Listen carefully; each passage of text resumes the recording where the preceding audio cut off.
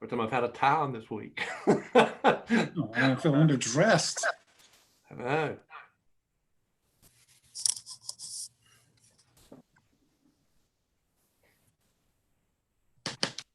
Hey, Mayor.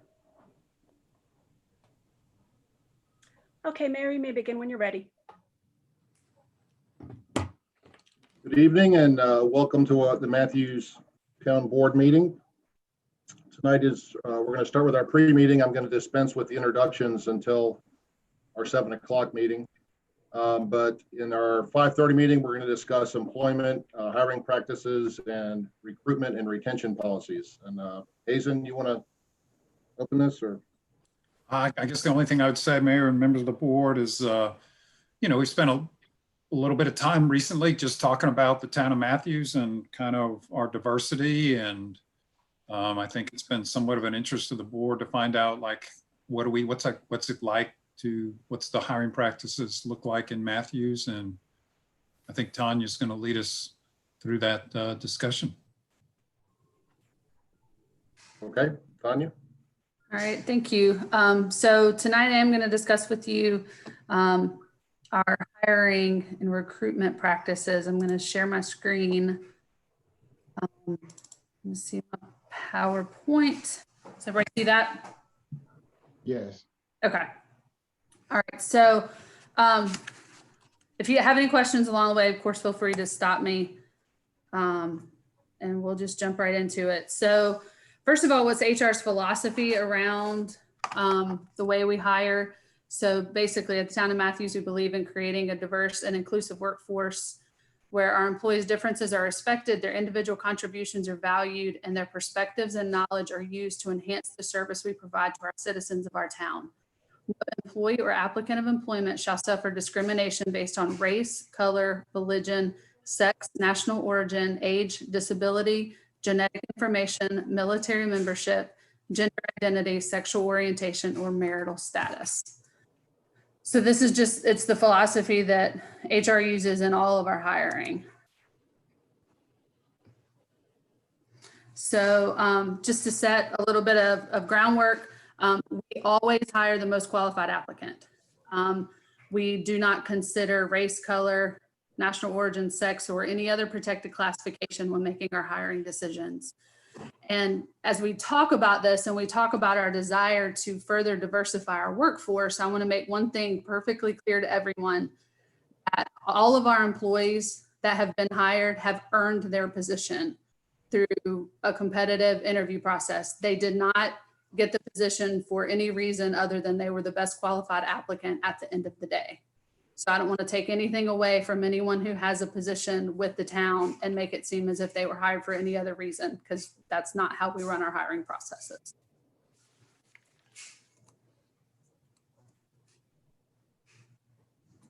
So recruitment, what are we currently doing for recruitment? So we post all of our jobs on NeoGov. NeoGov is the platform that we use for employees or for applicants to apply for jobs for us. Depending on the position, we may also post on a variety of sites such as LinkedIn, Indeed, School of Government. We may send some stuff out over job-specific listservs. We may also post on local job boards like CPCC, SPCC, UNCC, PHR, if it's something like some of our summertime positions that may be best suited for like high school seniors, we may post those on PHR, which is through CMS. And then we also do attend some job fairs, not very many because we don't have time, and most of them are attended by the recruiter for the police department. The police department also regularly attends the basic law enforcement training classes. I know Chief Pennington's already talked about that, and he and our recruitment officer, plus we have officers who teach at those classes, and they're constantly recruiting when they're there, telling people about Matthews and the great work that we're doing here. So what else can we do? So if we have additional funding, we could advertise more places more frequently. We could pay for priority job postings on job boards. So to post on something like LinkedIn or Indeed or somewhere like that, it's typically between $250 to $500 per posting. Some of those sites are per click. It's hard to truly predict what it's going to cost, but you set a budget and it will only exceed that budget by 5% per day. So we only have a $3,000 recruitment budget. And that includes postings, that includes anything we'd need for a job fair. That's it for the HR budget for the entire town. So with additional money, we could also, it would be nice to do adjustments to our pay plan and to potentially introduce hiring incentives. Recruitment is great, but if we don't have the salary and the benefits to attract people, then the recruitment efforts become a lot harder, or they end up being done, to not really gain a whole lot. So also, if we had an additional person, we could attend more job fairs.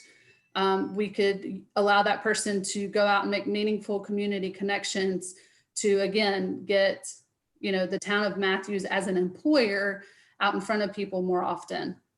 We could have a person that's dedicated to going and finding talent and bringing them to us instead of just posting and hoping that someone finds the job. Another thing that I'm interested in, and I know the chiefs are as well, is offering trainee programs.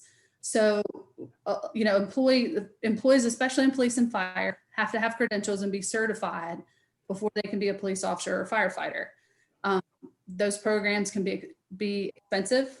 They require a lot of time, a lot of dedication, and it's really hard for people to try to work a job and go through those programs.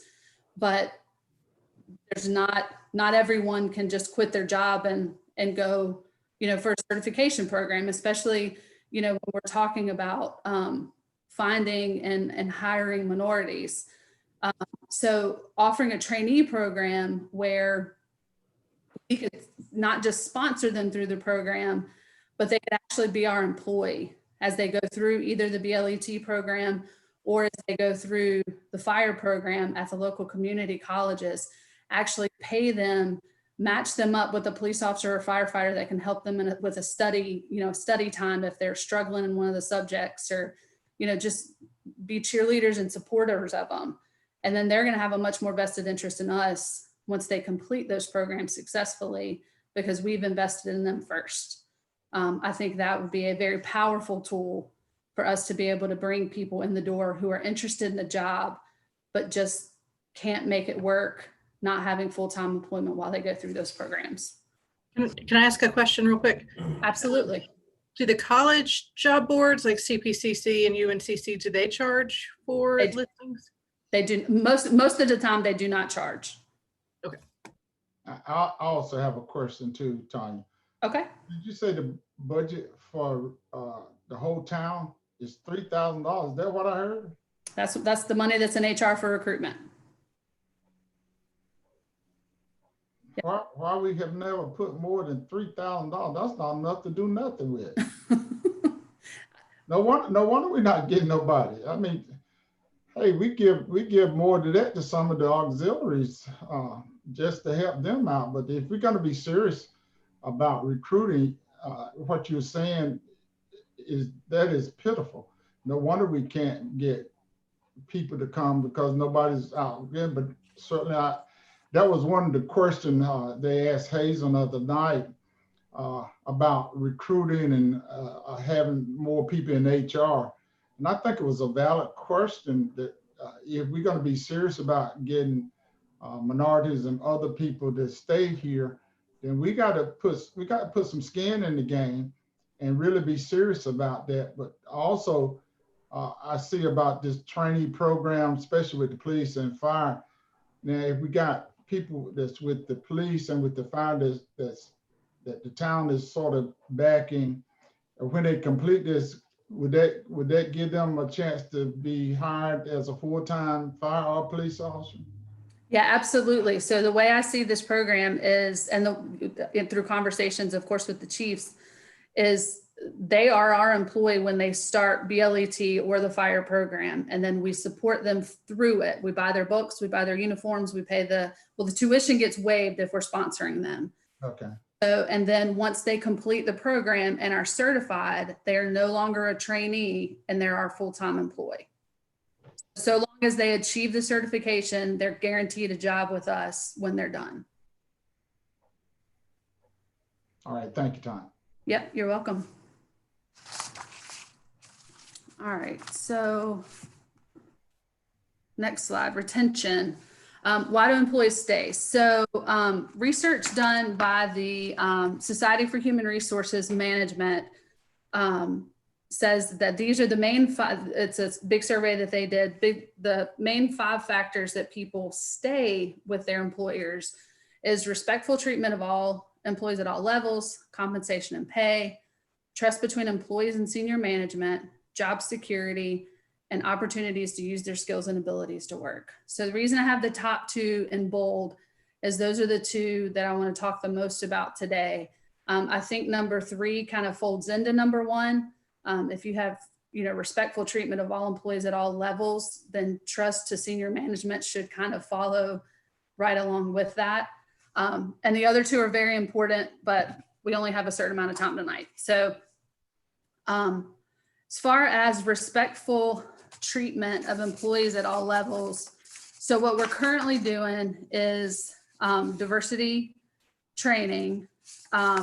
Sorry, my notes got mixed up. So we're currently doing yearly diversity training of all employees, and we have signed a contract with True Access to deliver the training this year. We're doing 4 training sessions. All employees will go through a 4-hour session. So True Access is the 2 trainers that we'll have are True Pettigrew, who's the owner of the company, and then also Tony Godwin is going to come with him. And Tony is the former police chief of Cary, North Carolina. The 2 of them, after the killing of Michael Brown in Ferguson, True, who is an African-American man, went to the Cary Police Department and wanted to find out what he could do to not let this happen to his son, to form a partnership with the police department to help his community, have a better relationship with the police.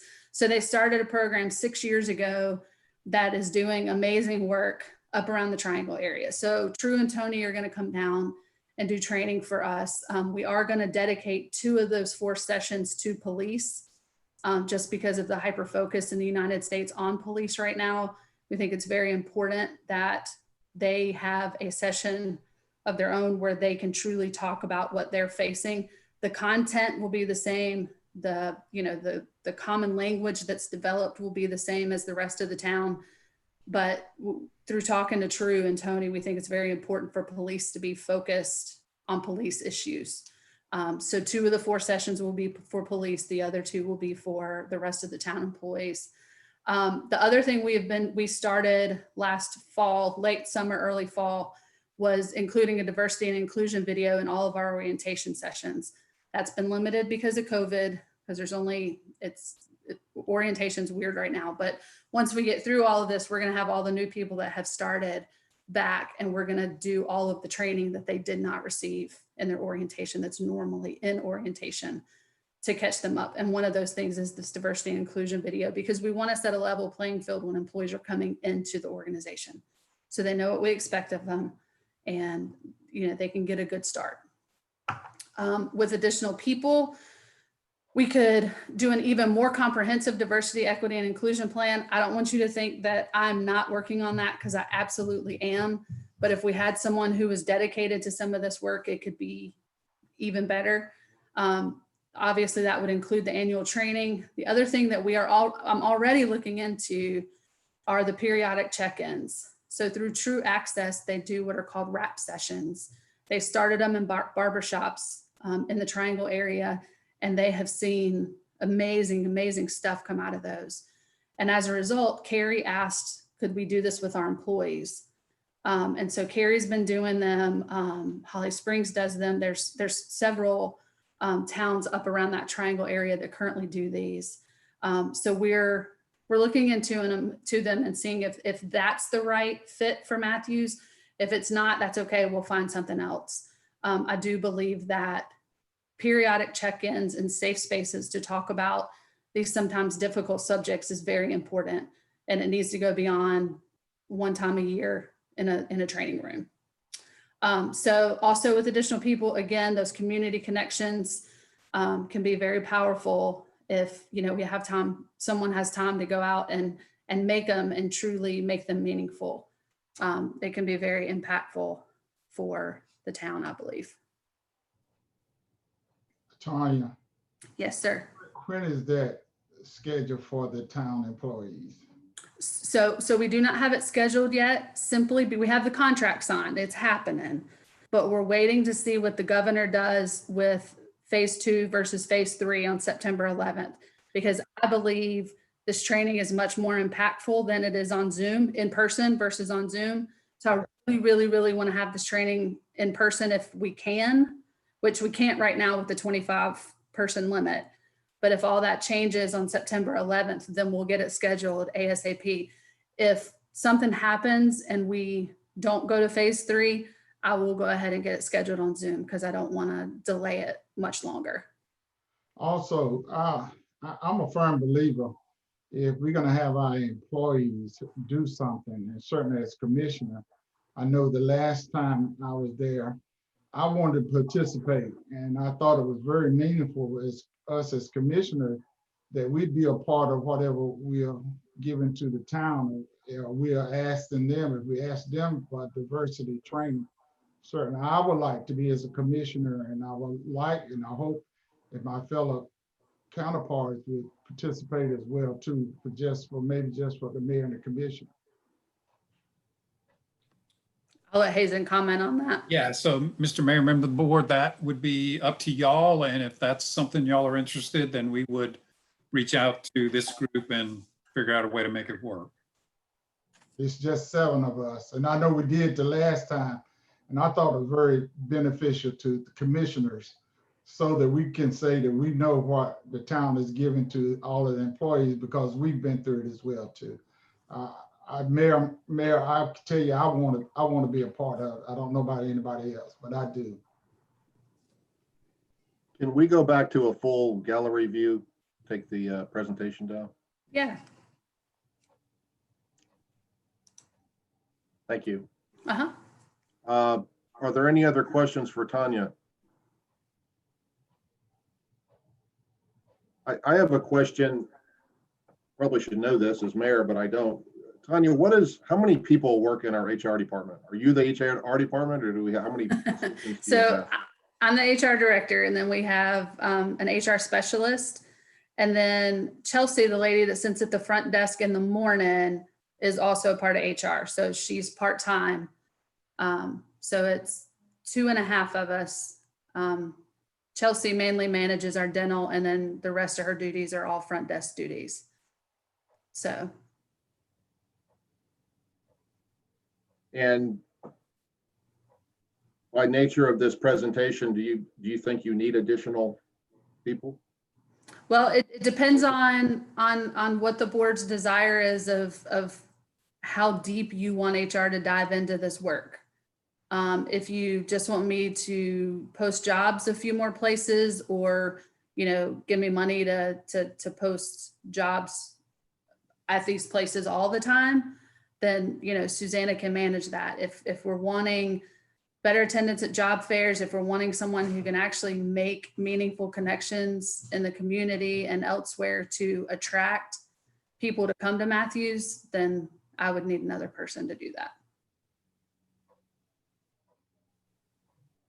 Who is Susanna? Susanna's my HR specialist. Have we ever met her? Probably Susanna used to sit at the front desk in the mornings. Is she full-time? She is. And is there any thought of bringing Chelsea on full-time? I mean, I'm not quite sure how to answer that question because it would require other half of a job. And currently Chelsea's in school. So Chelsea doesn't have a desire to be full-time right now. So there'd be a lot of things that would come into play there. So I had a conversation with Hazen over the weekend, and we may be doing this, but is it possible with current staffing levels for us to do some recruitment at historically Black colleges and things of that nature? Maybe. I don't want to say no, but I can, like, it's something I would like for us to do, but Suzanne and I have extremely busy plates. So I don't want to make that commitment to you, and then, we don't have the time to make it happen. So. I'd like to jump in here a little bit too, because it is, we didn't do a lot in last year's budget, right? We left a lot of things on the plate. Some of it's because of COVID, but raises is a great example of that, by the way. But and Becky helps reinforce this to me. Tanya is working 55 hours a week, right? I mean, it's probably a prescription for long-term burnout. And I remember when CJ was going down this route, I thought, someday you hit that burnout, you just come in, you give your resignation, you walk out the door because you were burned out of your past redemption, whatever, So I want to be, and Tanya and I talked about this too. I don't think many of us, including me, by the way, have a full appreciation of, I don't know, let's say counseling a problem. You have a problem employee, and what's the process? Because we don't just arbitrarily throw people out. I mean, there's a process, and all this takes time. So we could talk about some more at the planning conference, at the mini conference, if you guys wanted to. We could put together kind of what Tanya does already. We have never approached Chelsea. I mean, Chelsea is, I'll just say, a lovely person to talk to. I enjoy her very much. I don't know what her interests are. I don't know what her skills are. We haven't developed any kind of job description that would say, okay, we got to make sure somebody can do this. But from a personable standpoint, Chelsea hits on all cylinders from a personality standpoint. I guess anyone from staff could answer this, but we've talked about in the past buying software like Paycom. Would that take a lot of the grunt work, for a better word, out of Tanya's, your staff's job? So it would definitely help. Again, what I don't want to do is overpromise you, because what I'm intending for that system to also be able to do is to allow us to do things we're not currently doing. With the systems we've looked at, it'll allow us to revamp our review of our employees, which really needs to be revamped. There's a lot of work that a new program would allow us to do.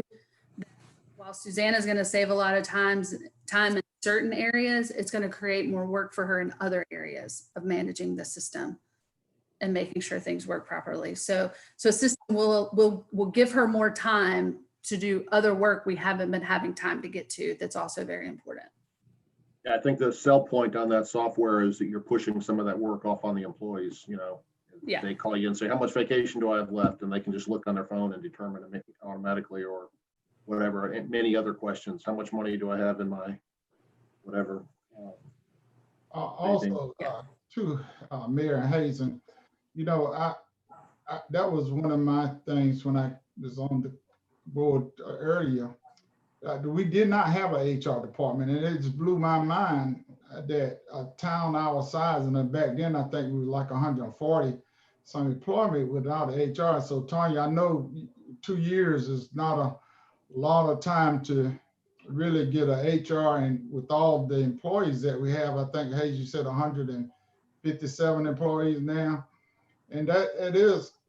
So what I'm hearing and what I'm seeing is we don't have enough HR staff to do what a town size of 157 employees, to make sure that we are actually recruiting and doing the things that the HR department. I think what I'm hearing, and I appreciate you sharing that information.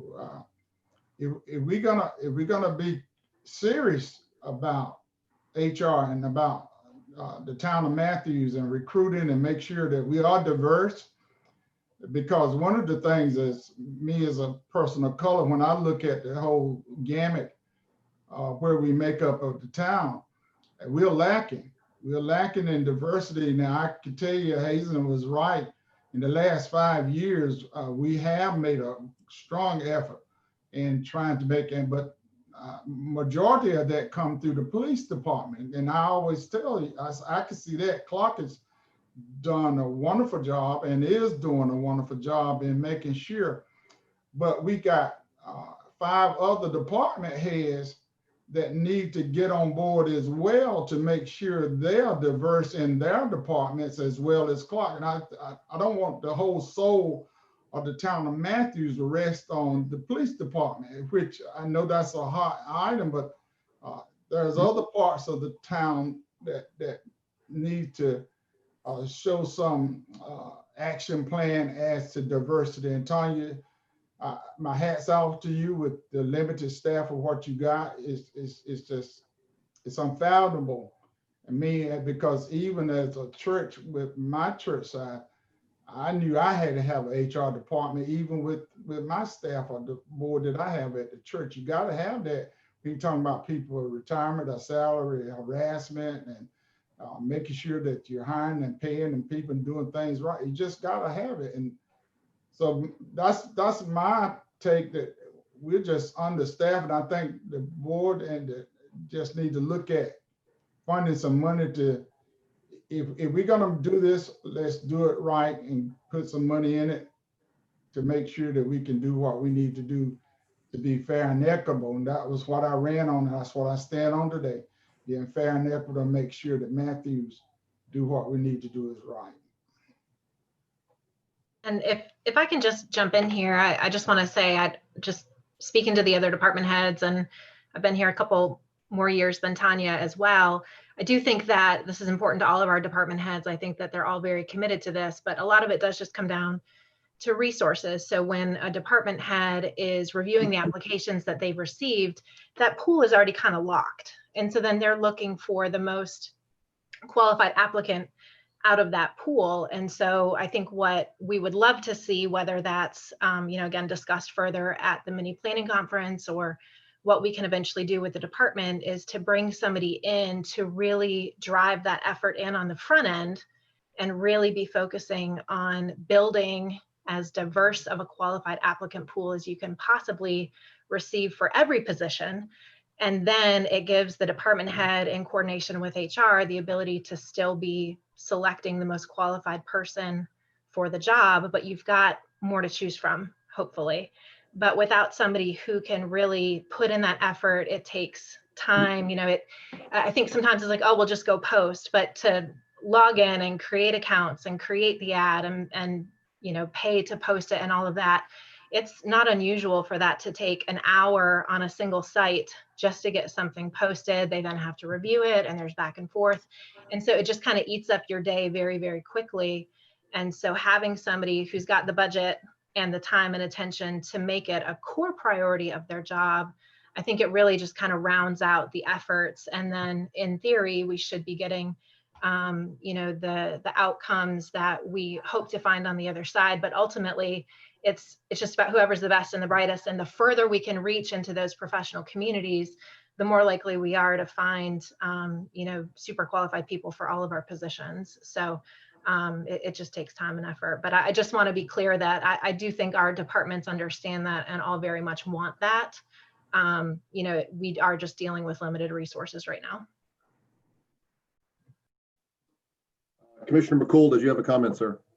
I had kind of a question. From what I'm hearing, there's only kind of like pros to adding someone to the HR department. What's the holdback for not adding an extra person?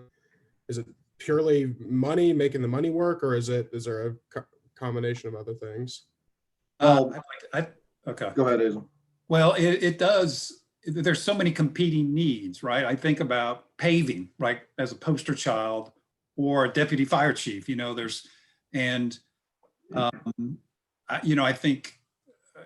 think we just got to be sensitive to that. And, the budget, it was tough this year. It's going to be tough next year. The other thing that we spent some time talking about, and the police department has done some work on this just a couple of years ago. I think we were ahead of the pack. We went out and did a pay classification plan, and then the board said, we'd like to be at 60% of market. That's a beautiful thought, really. You can become an employer of choice. I think we were at I bet we were the first town or community to do that, because since then, and Mint Hill's a good example, a lot of them have gone back and done that. And we now in police department starting pays for officers, we are, is it 14 out of 17? 15 out of 17. So we're ahead of Pineville. And who's I the don't have it sitting in front of me, but yes, and we do have to look at what, I know Tanya cautioned me on this when we did our regional pay study. We have to look at what we looked at in the pay classification study we did a year ago. But yes, Pineville, even Mint Hill's above us now. And I'm trying to think of the other one. I can't think off the top of my head. I apologize. So, and I know we're dumping a bunch of stuff on y'all, but we are going to come back to y'all. So what I'm trying to say is, we can have all the people in here we want, but you got to have a competitive salary. And I would say if you're a person of color, my guess is you're going to have a great candidate. You're going to have some offers on the table. And so I think we got a great organization top to bottom throughout the department heads. I think that's our big plus. But pay, particularly if you're younger, pay is important. And so what we want to do to you guys in December or January is come back. One of the thoughts we had, because there's a 3% pool, and instead of giving that out for performance review, just raise the whole salary schedule by 3%. And what that would do, that would be everybody that's performing at their job, meeting expectations, they would all go up 3%. Even people doing the greatest job in the world, they'd only go up 3%. But what we're doing is moving ourselves in the market. And what we do is we'd end up being in police, we'd be just below Cornelius. We go above, I don't know, 4 or 5 or 6 other ones. We're still below Cornelius. Even if we went up 4%, we'd be below Cornelius. And I think if we went up 5%, we'd still be below Cornelius. But that is just one data point, is police officers starting pay. But it's kind of a good litmus test of what we're competing against. Besides wanting to do all these other things right, that's a piece of the puzzle. I've got a question that I suspect is running through the minds of some other folks on this board that have been around for a while, and it's this. I don't doubt for a second that Tanya works very hard and is working 55 hours a week, but we didn't even have an HR department a few years ago. So how did we survive a few years ago with nobody, and now we have to have 3 or 3.5 or 4 people when we had nobody a couple of years ago? That's a great question. And I was here when the boards were very fiscally conservative. I remember when Mayor Taylor was just really kind of beating us down about this. And my view was we were lucky. And it was a decentralized model. And so department heads were hiring who they wanted to. And I'm not saying anybody did anything wrong, but I think some of this implicit bias stuff that we've become super aware of, it could have been going on. Name a department without, because we didn't have professionals like, no, wait a second, you're not asking the right question. Or so I feel much better about we're much safer liability wise and probably ethic wise. We're asking the better questions instead of, and I'm not saying the good old boy network was out there 100%, but we've got a better process now. So this work was all being done. It was being done by Becky and the department heads. Well, before Becky, it was department heads. Jamie kind of acted in that role, but Jamie was an ex-manager. Becky was our first true HR professional. Everybody else was just kind of doing the best we could, I would say. I got you. And just to clarify, we did have an HR specialist who had already been on the job for a number of years when I was hired back in early 2016. And so that HR specialist role does go back a ways. That was a full-time role for quite a while.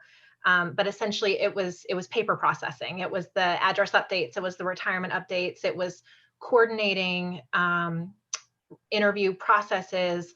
But, I think it also comes down to, like Hazen said, that level of awareness that can evolve with people. So think about the difference between equality and equity. So, you know, if I think there was a long-standing belief in HR, well, if we just post it, then it's up to our applicants to find the job and put in for it. And if somebody doesn't put in for it, then it's their loss. We just go with who we have.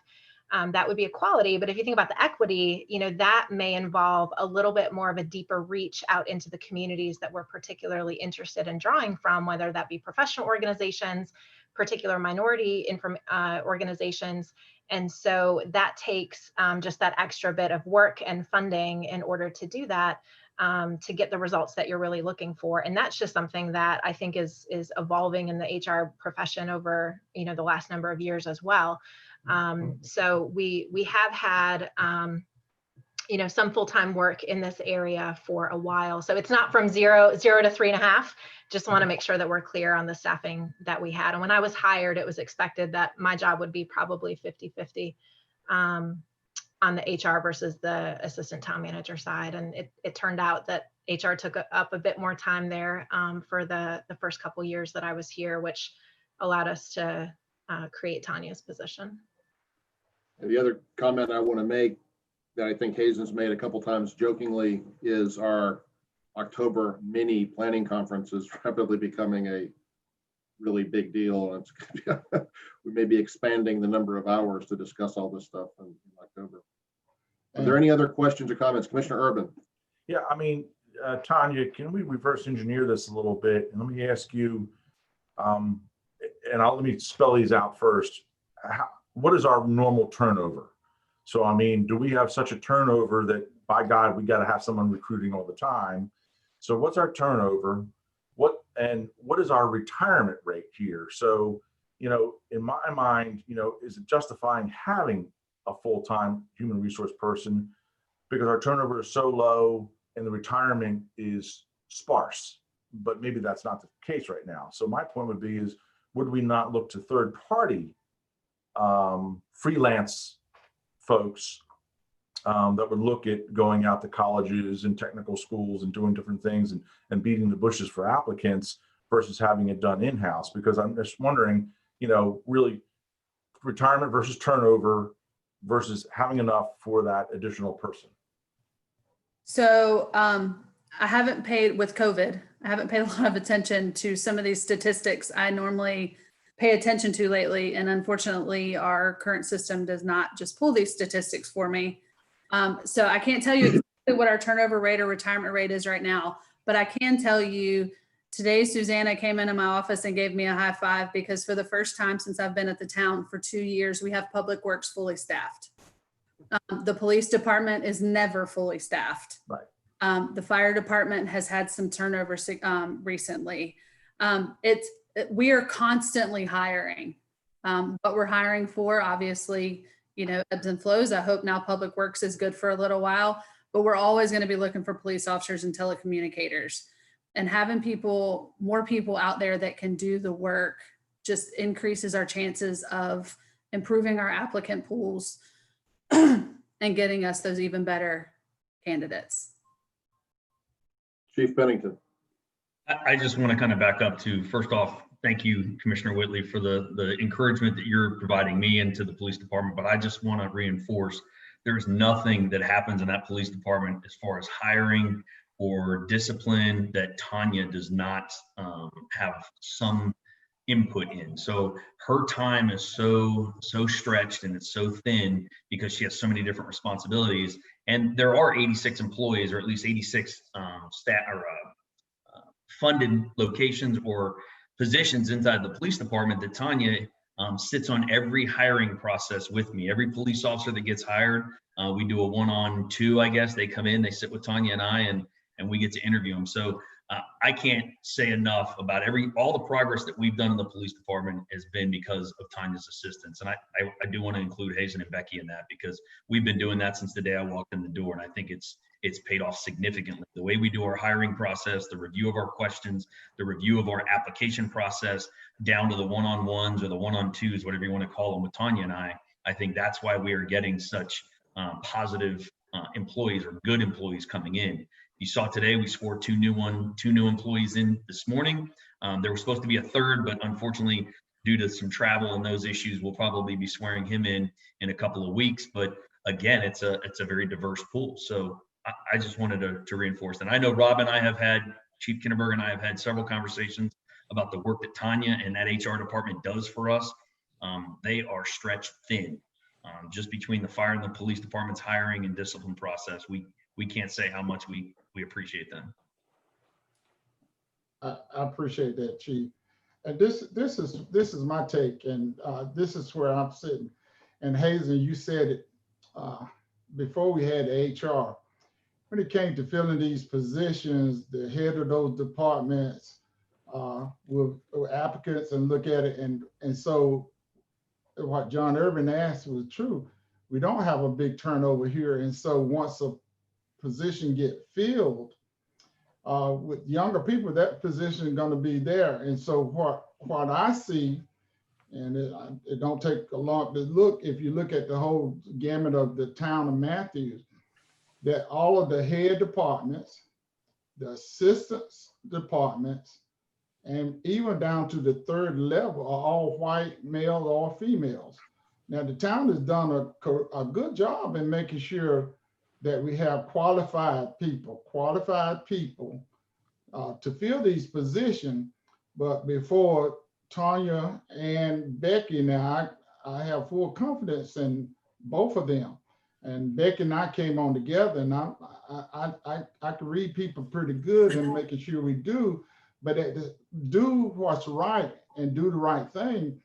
But when you look at our town of Matthews and where all of these positions and these good top paying jobs are all by all white male, especially in your department, Chief, and that's you have promoted some good people, but what Hazen said, the decks were stacked before we had an HR to fill these positions with the top, the assistant, and maybe the third person down are all white. And we don't have any people of color making good salaries in the town of Matthews. Now, when I'm talking about good salaries, I'm talking about $80,000 a year job. And I don't have no problem with nobody making no money. Let me say that right there. Listen, you do it, you deserve it. I have no problem. The problem is that when we have openings or when we have an opportunity to fill some of these high-paying jobs that are qualified. I want to say that again. There are qualified people of color that can fill and be an assistant to these departments or to move up. Now, just like Hazen said at the community forum, at the bottom, we have 22 people of color in the town of 157, but they all at the bottom of the scale are either part-time. You know, that's not good enough. I think we can do better. I know we can do better. So when we going forward, if there is an opening that pays good, I think these department heads have to look at making sure that we have a qualified person of color that can be competitive to fill some of these slots. Now, you can't just say, and this is something I've heard all my career as a person of color, even on the highway patrol, when I was trying to go up in the rank, we want the best qualified. And I know I prepared myself and had to do extra to make sure that I got where I got in the highway patrol. And I know given an opportunity, if people of color are given an opportunity in the town of Matthews to express themselves and they are qualified, then I think you ought to make sure you give them opportunity to fill some of these. But the things just go on and keep saying, we don't have the money, we don't have the staff. I know we all tight with stuff, but I have, and I want y'all to hear this, all the department heads, I have full confidence in you. I've met and I know you personally. Other than you, Tanya, I hadn't really got to know you personal, but everybody else, I know and I talk to, and I consider them to be friends. And and talking with them, I believe they want to do the right thing, given the opportunity to do the right thing. So I want you to know I support all of you. I don't have no problem with you making the money you're making. I do have a problem when Black folks don't get some of this. I think John said it the other night at the community. Listen, y'all, the pie is baked. All I want is a piece of pie. Don't y'all get all the pie. Give me a slice of it. I give the people of color a piece of pie. Do what you're doing, but hey, listen, let's give a piece of pie to the people of color. And let's do what's right because we pay taxes. And I know it's hard because up until 4.5 years ago, there was no person in the back room that would talk for people of color. I wouldn't be, if I hadn't run, I wouldn't be talking here tonight. Y'all wouldn't have nobody to talk to, but I'm here. I'm part of the team. And I appreciate y'all having this discussion. It's given me an opportunity, but I want my county commissioner to know that we cannot just sit. It's not just a black thing for me talk. It's all of us because we represent the whole town of Matthews. All of us have a responsibility to make sure that when we look at the dynamics and Chief, I'm giving you kudos because I sit and talk to you in your office. I see your action plan. I know what you want to do. I know where you want to go. And I'm supportive of you more than I am anybody else because you have came in and saw what was needed and you put it to work. Faith without works is dead. You working, and I appreciate it. And so I'm committed. I'm committed to all of you.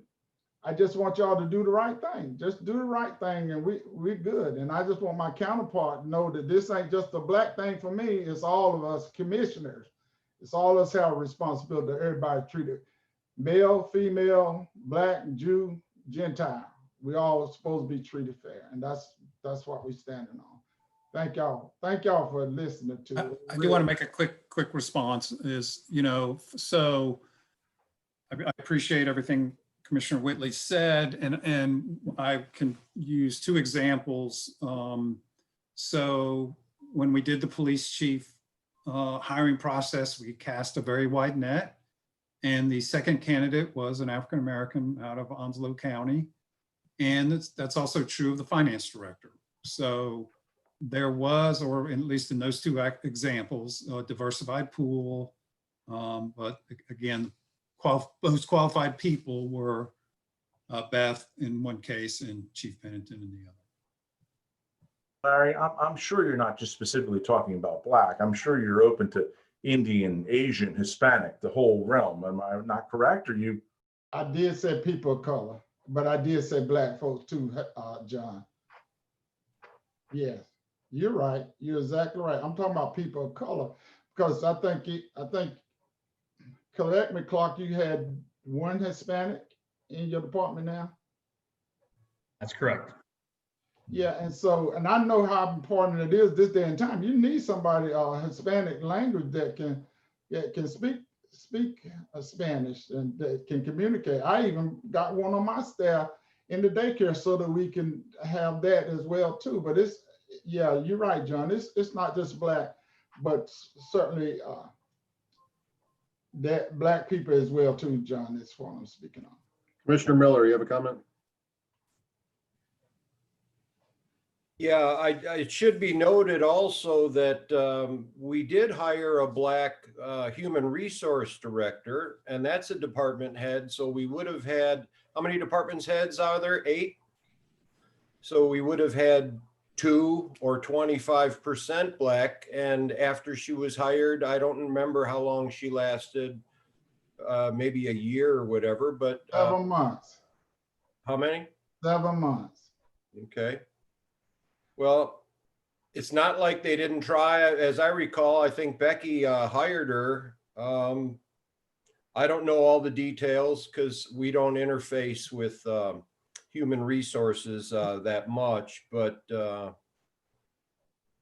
I just it wasn't discussed, and it should be noted that there was another one. She was not a department head. She was a manager. Is that correct, Hazen? Yeah, so we worked pretty darn hard to try to get our first full-time HR person, and what we landed on a compromise in order to get the board to approve it at a lower salary as an HR manager. And then after Kamala left, we went back to the board and said, look, we got to have some more money. Now, could we have kept Kamala with more money? I don't know. She went back to the Charlotte Police Department.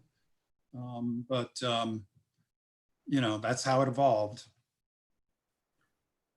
As I'd like to make a comment, just listening to this conversation, I used to have a boss in the corporate world, and we had factories all over the country and world, and he'd tell me, he'd say, Higdon, go in there and professionalize this organization. And we're doing stuff that's not professional enough. And I think having a standalone HR department is a more professional way to run a town of our size than having the department heads hire their people directly. So I think that is a more professional, leading way that towns that do things right run things. So I'm certainly in support of our HR department. Are there any other comments or questions for Tanya or Becky or Hazen or the Chiefs or Larry? But did Tanya finish her presentation? Tanya, you finished? I did have one more slide. We've kind of already talked about it. It was around raises and moving our pay plan. Because one of the questions, you know, Hazen's already talked about the study that the police department's done just on the police officer position alone. And I'm pretty sure we'd find a similar picture in most of our positions. And, you know, especially in some of our lower paid positions where we lose people often, like telecommunicator, you know, they leave us for 50 cents because they're just trying to put food on the table. Sure. So our benefits can be great and everything else, but if our salary is not competitive, then none of that other stuff matters with some of these positions. If you want to go ahead and put that slide up, go ahead. Okay, I can do that. I didn't know you had any more, sorry. No, it's okay. So it's just right there. And then the other thing I was going to briefly talk about was pay incentives. So the study that the chief did, 12 out of 17 departments offer incentives for education. So if you get a degree, you get a pay raise. If you come in with a degree, you can get a pay raise from the hiring rate because of that. And, you know, then I also have interest in talking to not just police, but all of our departments about different certifications that it would make sense for us to give employees incentive pay for, because it's another way to keep people. And a question I get a lot when people don't like the salary we're able to offer them, you know, hiring is, all right, well, what have your raises look like over the last couple of years? Because they're kind of wanting to see, it, you know, is it good? Is it consistent? And am I going to be able to move up once I'm there? So that's really the last little bit that I was going to talk about. But I feel like we've touched on it a good bit already. I have one comment on that. My concern, and I think this probably affects Chief Kinnenberg more than anybody, is that a lot of people come here, get hired by Matthews, and we pay to get them fully certified, and they say thank you and quit and go to Charlotte or whatever. So we've paid for all their training, and when they get fully certified, they leave. Again, falling back on my years in the corporate world, there were stipulations where the town or the business, the corporation may pay for additional education or training, but if the person quit before a certain amount of time, they would have to pay all or a portion of that back to the town. So I would like to have some kind of safeguard in that way. I wouldn't want to, you know, pay for people to get further education or get all these certifications, and then as soon as they get them, quit. Then we've just paid to educate them, and then they leave. So Mayor, we did actually put that in the personnel policy with regards to specifically education, not training. If we give someone education reimbursement, we have them sign a 136th agreement. So the debt is not technically paid back to the town until they've worked for us for 36 months after receiving that money. Fantastic. I thought I remember that. Yeah, that's probably more appropriate for education, but I know it's a continuing concern on certifications in police and fire, because that's a lot of certifications to get, and people get all certified up and then improve their resume and leave. Yeah, the biggest example I have of that right now is telecommunicator and police department, because Chief Pennington has put in a requirement that they get sheriff standard certified. So we pay a lot of money for their medical to get to that point, and then we send them to school. So it's time out of the office plus the cost, and then they get certified and they leave us and go to Union County for $1 more an hour. So. So I mean, it really, I mean, it comes to me, it comes back to pay. We just have to compete with those around us so people aren't leaving once they get the certifications. Any other questions for Tanya or anybody else on staff tonight? Hazen, is this all we had for 5:30? Yes, sir.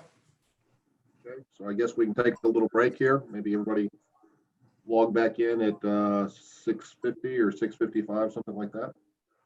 Sound good? Now I can go eat dinner. All right. See you in a little bit.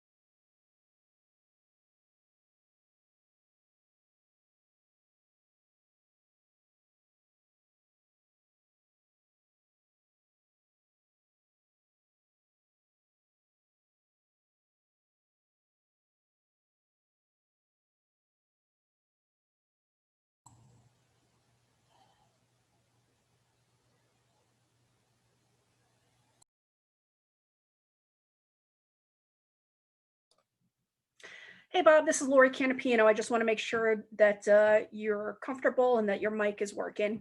Would you mind unmuting yourself and just say something? Yep, I'm here. Awesome. Fantastic. All right. So I'm going to bounce you back into attendee status. And then when it gets closer to the public comment time, we'll bring you back in as an active participant. Okay. Sounds great. Thank you, Lauren. You're welcome. We'll see you in a bit. Oh, Bobby, one more thing. You'll have to unmute yourself when it's time, just so you know. Okay, got it. I will. All right. Thanks. Thank you.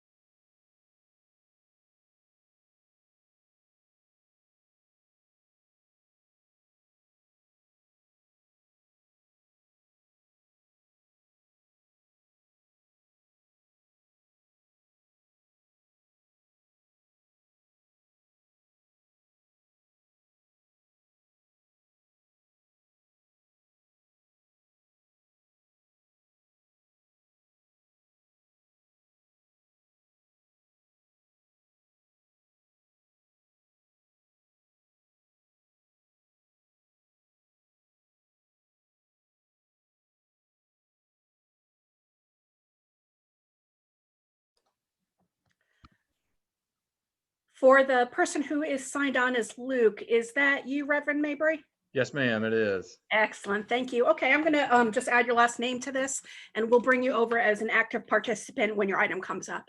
Okay. Thank you. Will that be fairly soon, do you think?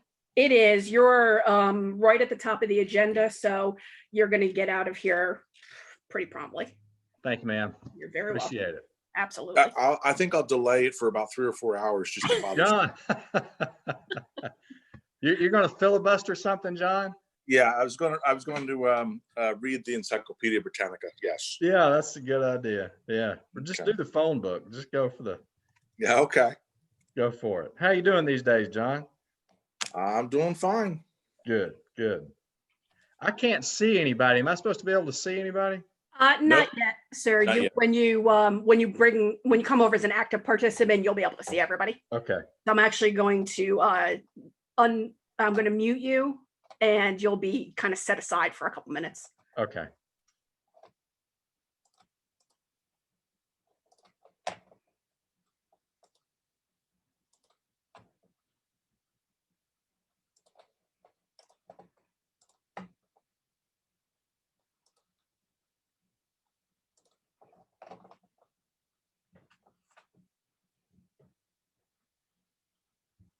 All right, everyone, it is 6:55. I would ask you to come back, turn your mics and your cameras on, make sure you're ready to go. Yeah, 5 minutes out.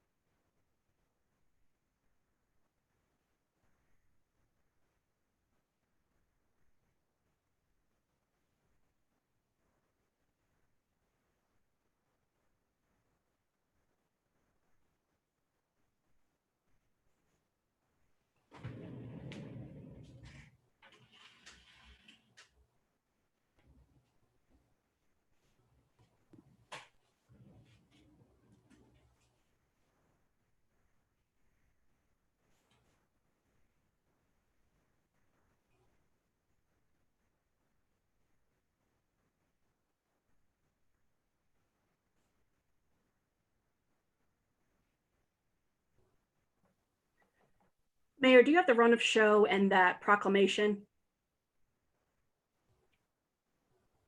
Yes. Thanks.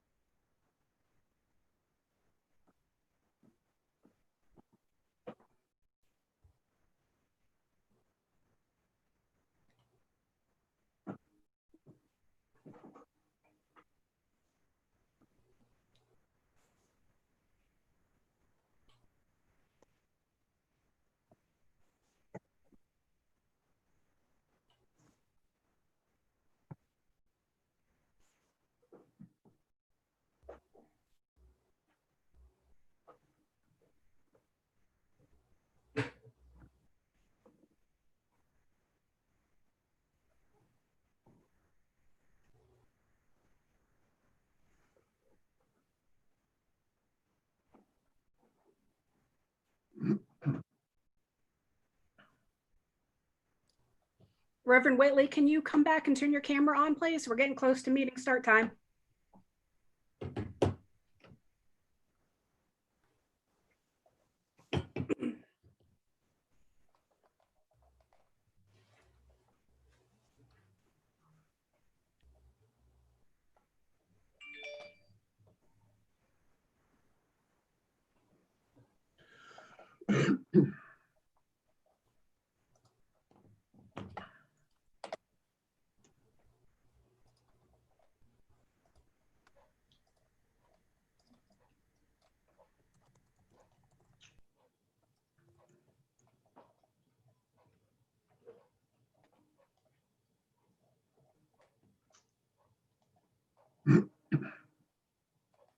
Okay, everyone, recording is going to begin again. And Mayor, we're about 30 seconds out from starting the meeting. Okay.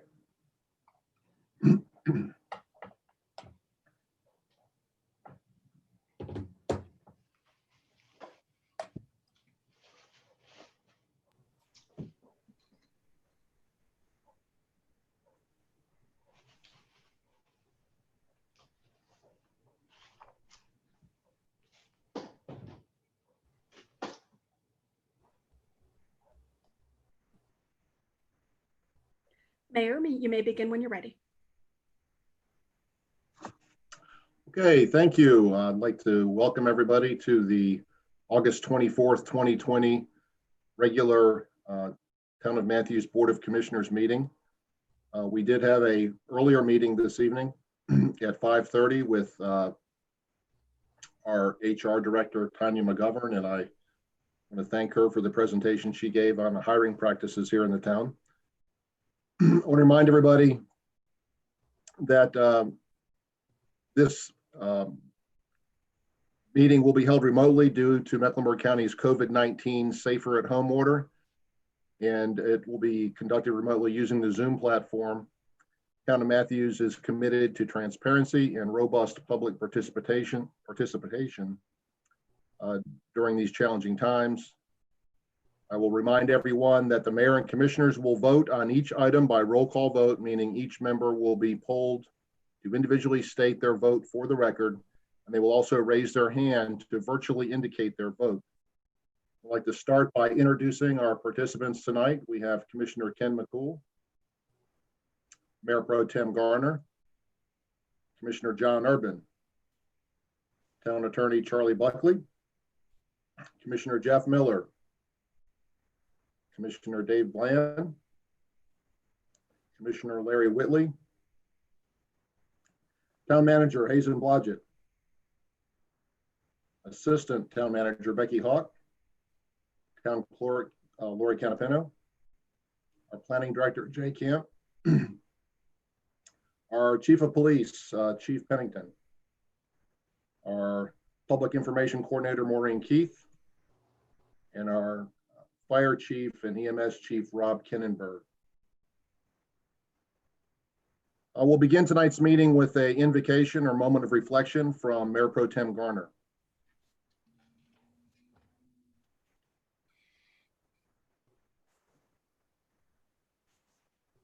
I'd like to just take a moment for us all to have a peaceful reflection before we start the meeting tonight.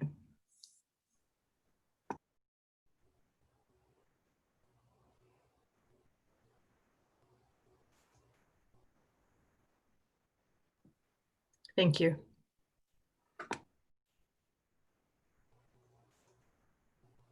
Thank you, Mayor Pro Tem Garner. We'll now go on to the Pledge of Allegiance. I pledge allegiance to the flag of the United States of America and to the republic for which it stands, one nation, under God, indivisible, with liberty and justice for all. I'd like to move on to agenda item number 4, presentation of donation to the police department from Reverend Luke Mabry from Matthews Presbyterian Church. Good evening. Do y'all hear me? Yeah. Yes. Good deal. Thank you all for being here tonight, and thank you for all of your work. Can you see me? Hold on here. I have to be seen. I dressed up for this. Okay. We can see you. All right, good. I hope you all are doing well. I want to thank you all for your service. Democracy is not easy and it's not cheap. And it takes a lot of work from a lot of public servants, and I'm looking at some very fine ones now. So I'm grateful for your work, especially in this time of COVID.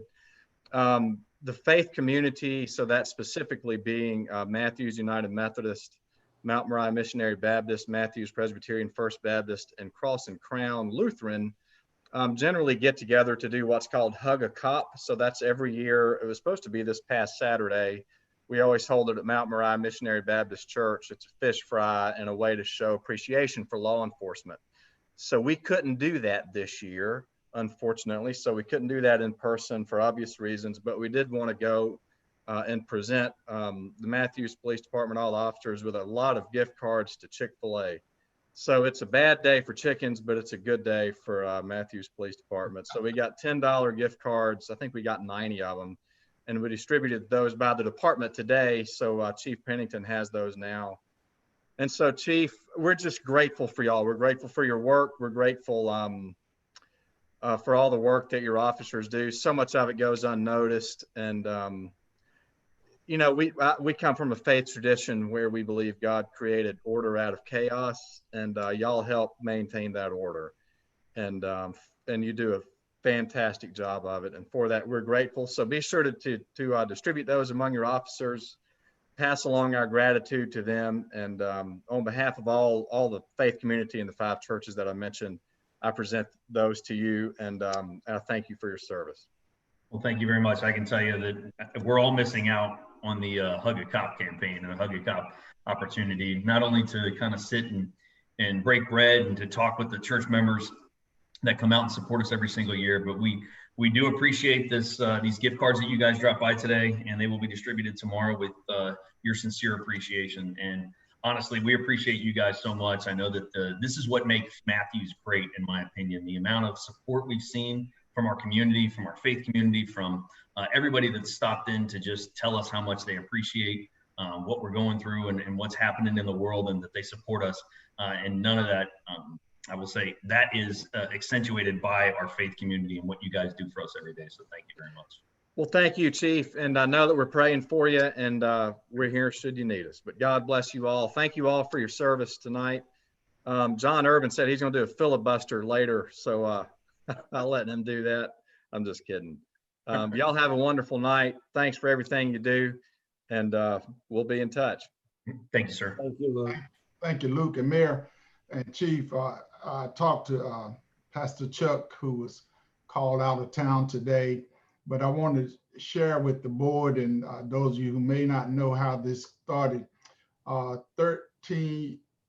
17 years ago, when I retired, I wanted to make sure that the police officers didn't get enough recognition. And I wanted them to know, especially coming from the African-American community, that we wanted to make sure that they knew that the African-American community was a friend to the police department. So what some of the stuff you're seeing going on today. And so we started to hug a cop, and then certainly Chuck Church, United Methodist joined in, then Luke joined in, and now we have 5 churches that hug a cop. And we really missed that because, as you well know, at Mount Moriah, we love to hug and we love to cook good food. And we wanted to have that way. And I told Chuck I would make sure that I would say on his behalf, along with the rest of us. And our 3 churches, I know in the past, those men get together. It's bridge binding. Our churches, they get out there and they cook together under the tent. And we have police officers. Typically, we usually have the sheriff department, highway patrol, and you. But since the COVID we have now, we want to honor y'all and let you know that we couldn't get together. But Luke has done a good job, and thank you for filling in the gap, Luke. And I appreciate you, buddy. Glad to do it. Chief, if you would let them know that as soon as we get back straight, we'll be back in person, alive and cooking well, all the churches. We're looking forward to it. Thank you, sir. Well, thank you, Pastors Mabry and Whitley and the others that were involved. That's a very generous gesture, and I'm sure it's much appreciated. So thank you. Thank you. We'll move on to agenda item number 5, presentation of the proclamation on International Overdose Awareness Day. A few weeks ago, I had a Matthews citizen named Lisa Edgerton contact me and ask me to mention this during our meetings and to bring attention to it. She sadly lost her own brother in 2017 to a drug overdose. And Monday, August 31st of 2020 will be Overdose Awareness Day. I do want to make the community aware that on August 31st, communities around the world come together to remember those lost to overdose. I see this up on the screen now. There'll be a drop-in event in Charlotte, August 31st between 4 and 8 at the Memorial United Methodist Church at 4012 Central Avenue. And this is Lisa Kirkpatrick or Edgerton, same person. Some of the resources available locally are the Carolina Center for Recovery, the Anchor of Hope Sober Living, Michael's Voice, and Emerald School for Excellence, which Ms. Kirkpatrick is affiliated with, and there's some links there. Can we put these on our website, Lori? We can take care of that, sir. Thank you. So I'm going to go ahead and read the proclamation that we have for this tonight. Whereas the town of Matthews wishes to bring awareness and observation the harm and hardship caused by drug overdoses, and wishes to bring awareness and observation of International Overdose Awareness Day, and whereas one person in the United States dies from a drug overdose every 19 minutes, and whereas more Americans die from drug overdoses than in car crashes, and whereas we recognize the purpose of International Overdose Awareness Day as remembering loved ones lost to overdose and ending the stigma of drug-related deaths, and whereas on August 31st, communities around the world come together to remember those lost to overdose acknowledge grief, reduce the stigma surrounding the disease, and whereas resources are available for those who wish to help end the stigma and raise awareness of the issues associated with drug overdoses, and whereas we affirm that the people affected by overdose are our sons and daughters, our mothers and fathers, our brothers and sisters, and deserving of our love, compassion, and support. Now, therefore, be it resolved that August 31st, 2020 will be recognized as Overdose Awareness Day in the town of Matthews, North Carolina, as a special day to promote awareness and remember those precious lives lost too soon. So, thank you, Lori, for putting that up on the screen. I'll mind any that may be watching this meeting this evening that one of the biggest opportunities for drug overdose comes from children being able to get in medicine cabinets with unsecured opioids and things of that nature. So if you have any of that sort of thing, make sure that it's secured or put away where children can't have access to it. Thank you. We'll move on to item number 6, receive an update on COVID-19 emergency operations from our Operations Center Commander, Rob Kinnenberg.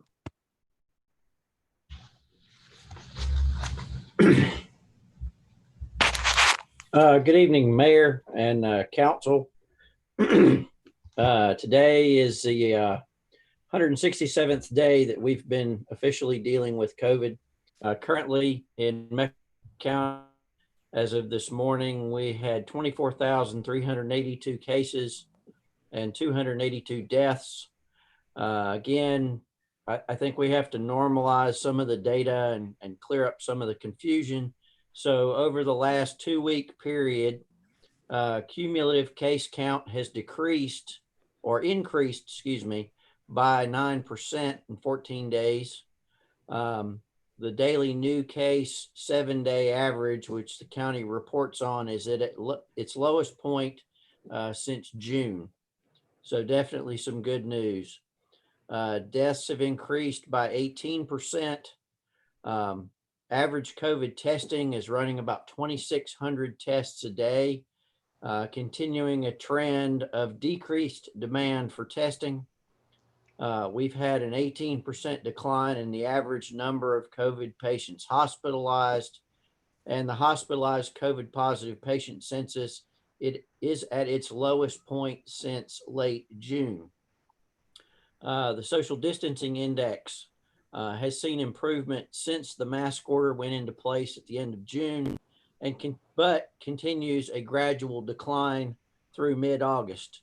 The current index is 30.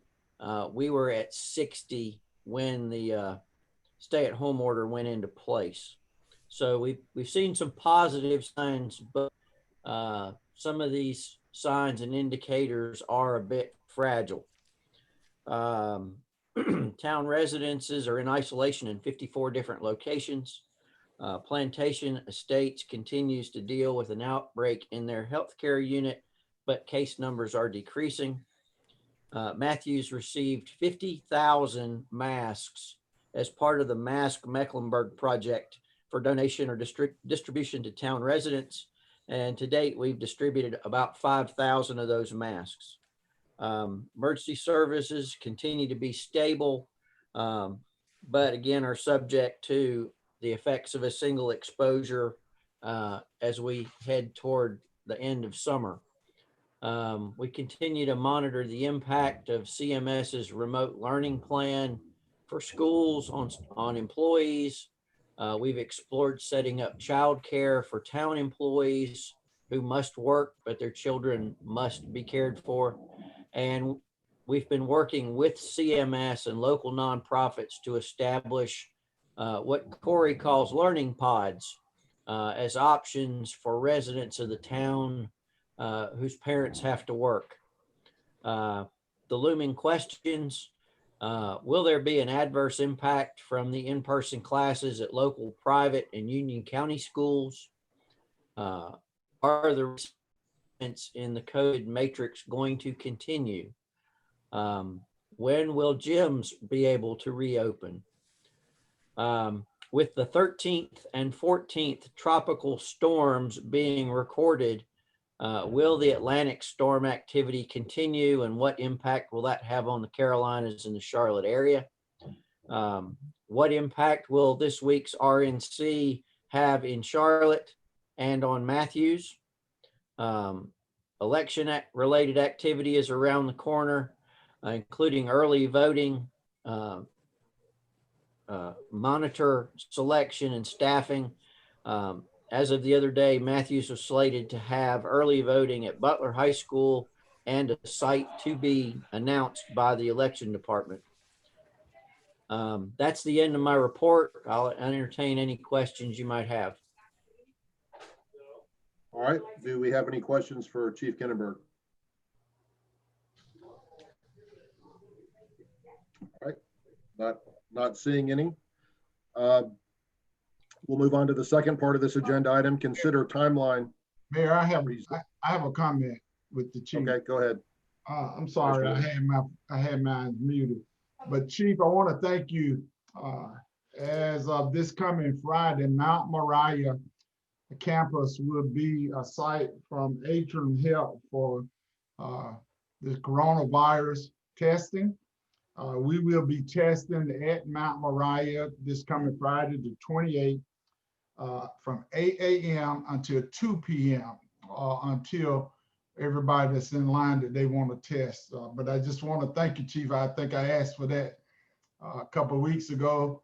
And so just hats off to you and whoever was able to put that together so that we can have that come to the Matthews area in our community. But as you well know, this virus affects people of color more than it does the other races. But thank you again, Chief, and Hazen, I thank you too as well for helping to make sure that come to pass. Thank you, Chief. Mr. Whitley, what is the, can anybody just show up and get in line and get tested, or do you have to apply, or how's that work? They're asking that if you have some symptoms, but certainly if you tell them that you have been around crowds, they will certainly test you. They did not say they would turn away anybody. And so, so that was the stipulation that certainly if you got symptoms or been around a big crowd, and certainly I think it's, I know I'm going to get tested along with a lot of my staff at the church, but I encourage any of you commissioners, if you want, certainly we've been in some crowds since this, and I think it would qualify us to get tested if you wanted to. Okay, thank you. That's encouraging, Commissioner, but I can't take credit for that. The discussions I had were just the opposite, that with decreased demand for testing, some of the testing centers were closing. So I don't know who set that up, but that's great news that they're coming to Mount Moriah. Well, thank you anyway. All right, we'll move on to 6A, consider a timeline for resumption of in-person meetings. And I get asked by Lori every month or so what the will of what I would recommend and what the board wants. And I was speaking to Commissioner Miller and Commissioner McCool earlier this afternoon about this, and I personally could go either way with this. I think I've heard some comments from staff that they would prefer that we remain virtual for another month. Does anybody, Hazen, did you get any information about other municipalities, what they're doing? Is anybody meeting in person now? Does anybody know? Becky, do you know? Rock Hill is. I have not heard that any of the other towns in our immediate area are. Commissioner McCool.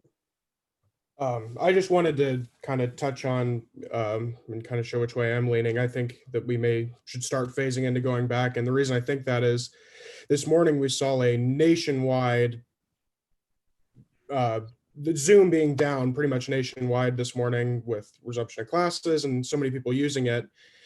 And I contacted Lori and distressingly found out we had no contingency plan for if Zoom were to go down and we're supposed to have one of these meetings. You know, we are a government entity and we must continue to go on, in some way. And so if Zoom were to go down, we're completely at the will of the Zoom meeting platform. So that's why I'm fairly distressed about it, is if it were to go down tonight, we wouldn't finish our meeting. And, we gotta keep doing what's best for our constituents, and not meeting is not what's best for them. Commissioner Miller, you have a comment? Yeah, I would prefer in-person meetings. I have an agenda item on tonight, and in order to pursue that, putting it on the agenda, I called a meeting with Hazen and Becky and the mayor, and Corey King was there. And the hood room is plenty big for social distancing. I just feel that in-person meetings are more effective. I don't mind being the first town to meet in person. I think it shows some leadership there. I'm personally not afraid. And so my stance is to go back to in-person meetings. Lori, did you have a comment? Yes, I just wanted to remark on what Mr. McCool had said, and he has an excellent point. We, as of today, do not have a backup for our Zoom system. So if that outage had continued tonight, we would have had to cancel this meeting. We are going to have a backup starting tomorrow or within the next couple of days. So if something like that does happen again, as long as there is internet service provided to the town, we will still be able to hold our meetings. So it won't be just a Zoom option. So I did just want to point that out because it's a valid concern for tonight, but we're going to have a backup shortly. Yeah, I spoke with Lori earlier tonight, and I think I have 4 different platforms on my computer, Zoom, GoToMeeting, whatever the town uses, and there's another one that I use sometimes with work. So Commissioner Bland. I would just say that I think that, we should be cautious about doing this. And I'm not in a hurry to be the first one to engage in conduct that spreads a pathogen to members of the community. I think that we should be cautious, set an example that the reason that things lasted so long and that the economy's suffering and that people are out of jobs, the kids aren't back in school, is because people didn't take it seriously. And they mocked it and made fun of it rather than taking it seriously. It's a disease. I think that we need to act in a way that shows that we are being cautious, and until the governor's office or someone else says, yeah, it's safe to go back, I think that we should create an example, to lead by example, as opposed to trying to show everybody we ain't afraid. I ain't afraid of much either, but I'm not going to set a bad example and put other people's lives at risk, and I think that's what that does. And I think this is an efficient, effective way of conducting the town's business. And as much as I love all you guys and would love to go out and cook fish, have barbecue, drink beer, and do all those good things that I love to do, it's just not wise, in my opinion, to do that. So therefore, I would voice my opposition to it. Okay, thank you. Those of you that haven't spoken, you want to chime in, start Mayor Pro Tem Garner, do you have an opinion? I mean, I would echo what Commissioner Bland said. I think in this case, we're just seeing the numbers start to go in the direction we want to see them. We don't want to undo all of that work we've already done. And in that sense, in the sense of leadership, we spoke about masks and have been good examples for wearing masks. This is another opportunity for us to be a good example for the community. I think we're all getting pretty adept at using Zoom to get things done. And also it's not just, the 7 of us sitting in a room, but also being open to the public. We have to be aware of the other people sitting in the room. We've been, as a family, we've been staying close to home I wouldn't want to be the one responsible in our family of bringing that back into my household. Mr. Urban? Well, I mean, we all go to Lowe's or the Food Line or Harris Teeter, so I'm not sure 7 or 10 of us in a room is a big issue. The proper distancing. I would propose a compromise. The second meeting of the month is usually very light on the agenda. It does not have public hearings, does not have petitioners and things like that. So if we were targeting re-entering, I would suggest trying the second meeting of the month from that standpoint, and then slowly work our way into full meetings from that standpoint. I will tell you that Rock Hill is holding in-person meetings at this stage in the game, and they actually have a smaller room than we have from the council chambers, and are doing all the social distancing practices. They're actually doing petitions and hearings and all, and letting people know all the rules of protocol prior to the meeting. So I think we need to make some preparations, but I would suggest that we use the second meeting of the month when we do that as a test case. Is Hazen still on this call? I think he's watching ball game or something. He's been dropping off and on with a phone connection. So it looks like he might be trying to come on as we speak, but I'm not sure that he's fully on right now. Mayor. Yes. I think that it's time for us to get back to in person. And the reason I say that is because the longer we continue to, and I'm probably more vulnerable than anybody else, but at the same time, I believe in using good common sense and wearing your mask, social distance. Now, I remember the last meeting we did before we went to virtual, that we had maybe 4 of us sitting on the dais and the other ones sitting out. And then we have a distance where people that come in the public that's gonna sit in there, they were sitting so many chairs apart, and we could set that up where staff could sit down and attorneys and so many at the dais where everybody will have social distance. Wear your mask. Now that's important. Wear your mask when you're coming in and have some hand sanitizer, and then wear your mask going out. But I think if we're gonna do a mini conference coming up in October, then certainly we gotta get back into talking about some things for a day and a half that we can be able to discuss and be in person. So I'm in favor of us going back in person. John makes a good comment about maybe the second, since it's the lowest, but I think we're gonna have to venture back out. And I think it's not us being reckless or trying to show nobody else that we are first out, but it's about getting back into the game. I know that my church has done a wonderful job in staying open. A lot of churches have not, but we looked at it, and I took the advice from what I've heard from the medical people, and making sure we have social distance and we got plenty of masks. And long as people wear their masks, and you can take them off when you speak, but Dave Bland said some things right too.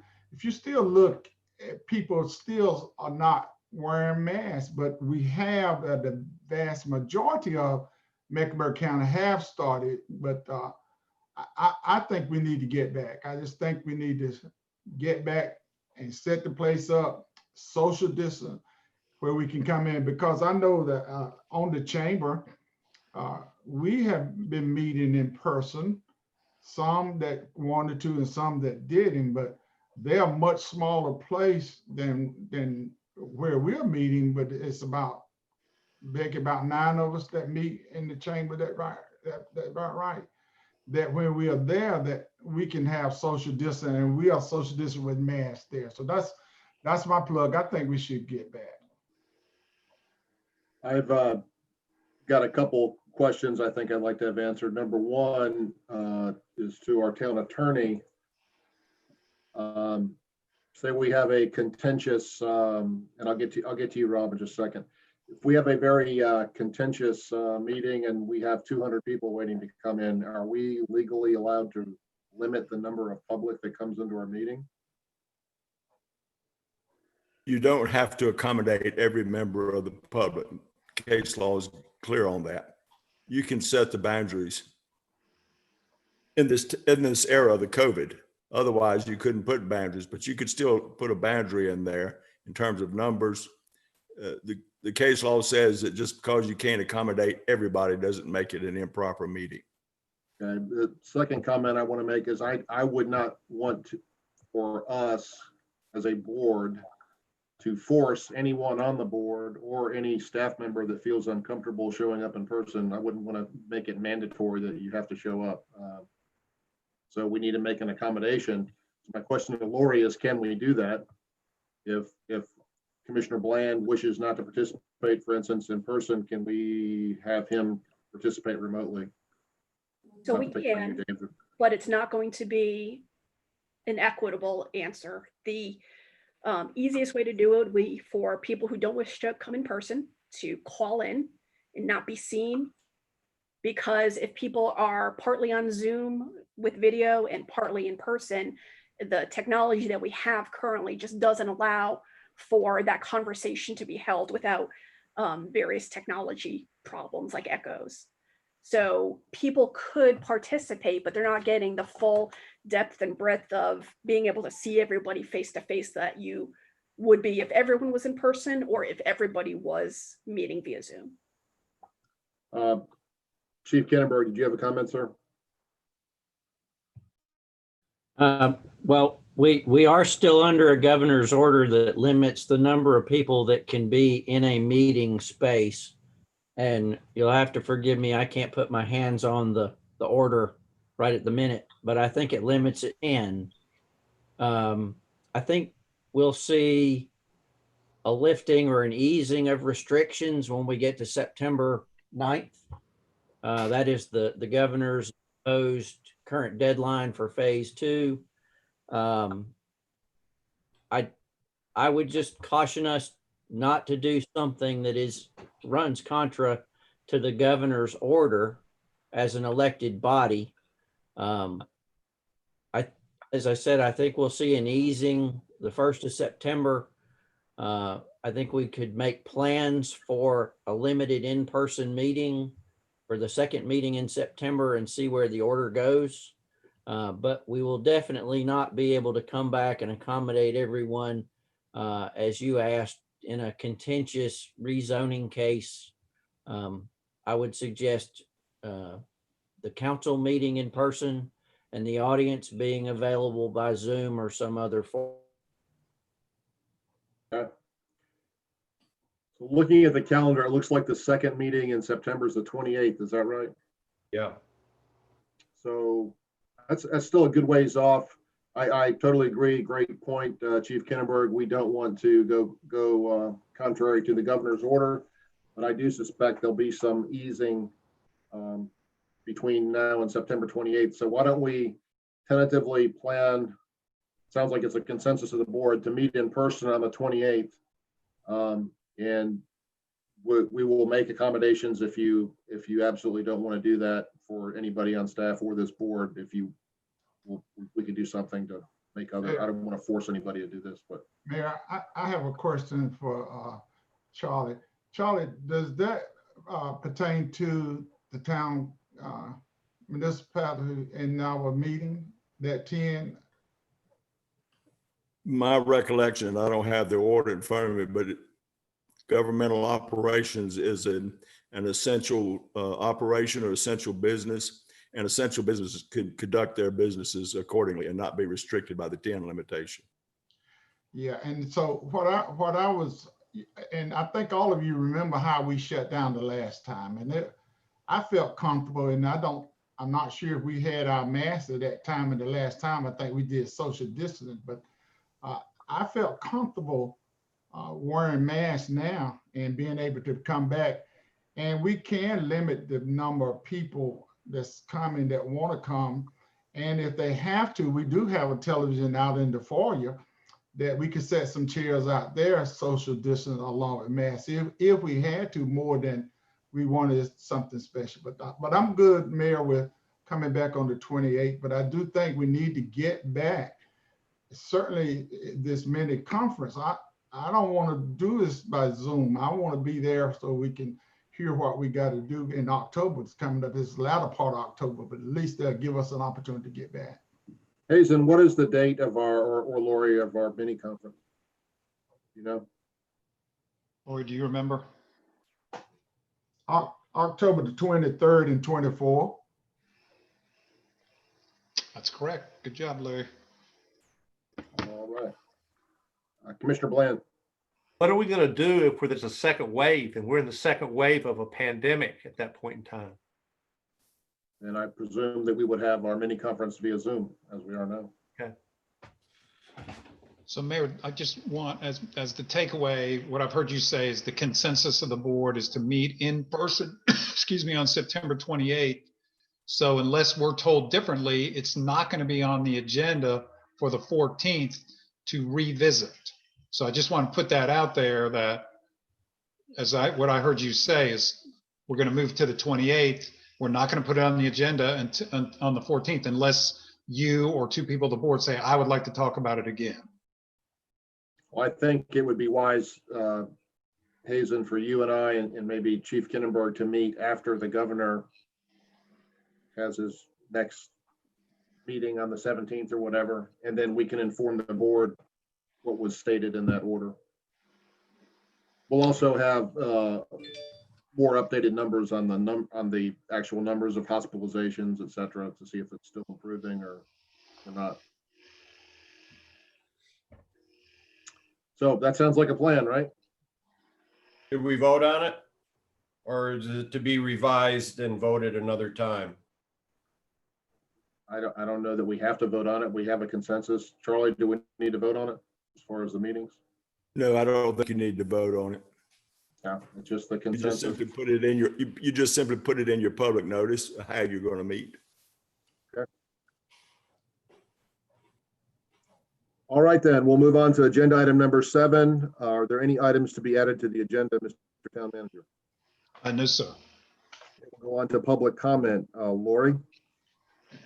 Yes, we have one speaker today, Mr. Bob Klein. Mr. Klein, if you could unmute yourself and put your video on. The screen is going to show a 4-minute timer countdown, and you can start talking once that timer begins. All right, I'm on here, but it's saying it cannot start video.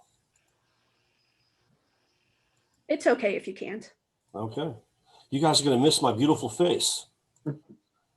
Okay, well, first of all, I wanted to thank you guys all for letting me speak today, and thank you all for your service. It's a thankless job, and your contributions to this community are so much appreciated. It was a big deal when you guys jumped on board and allowed Matthews Restaurants to have patrons sitting at the bar, and as long as they're following safety guidelines, and those extra seats were a huge deal to those establishments.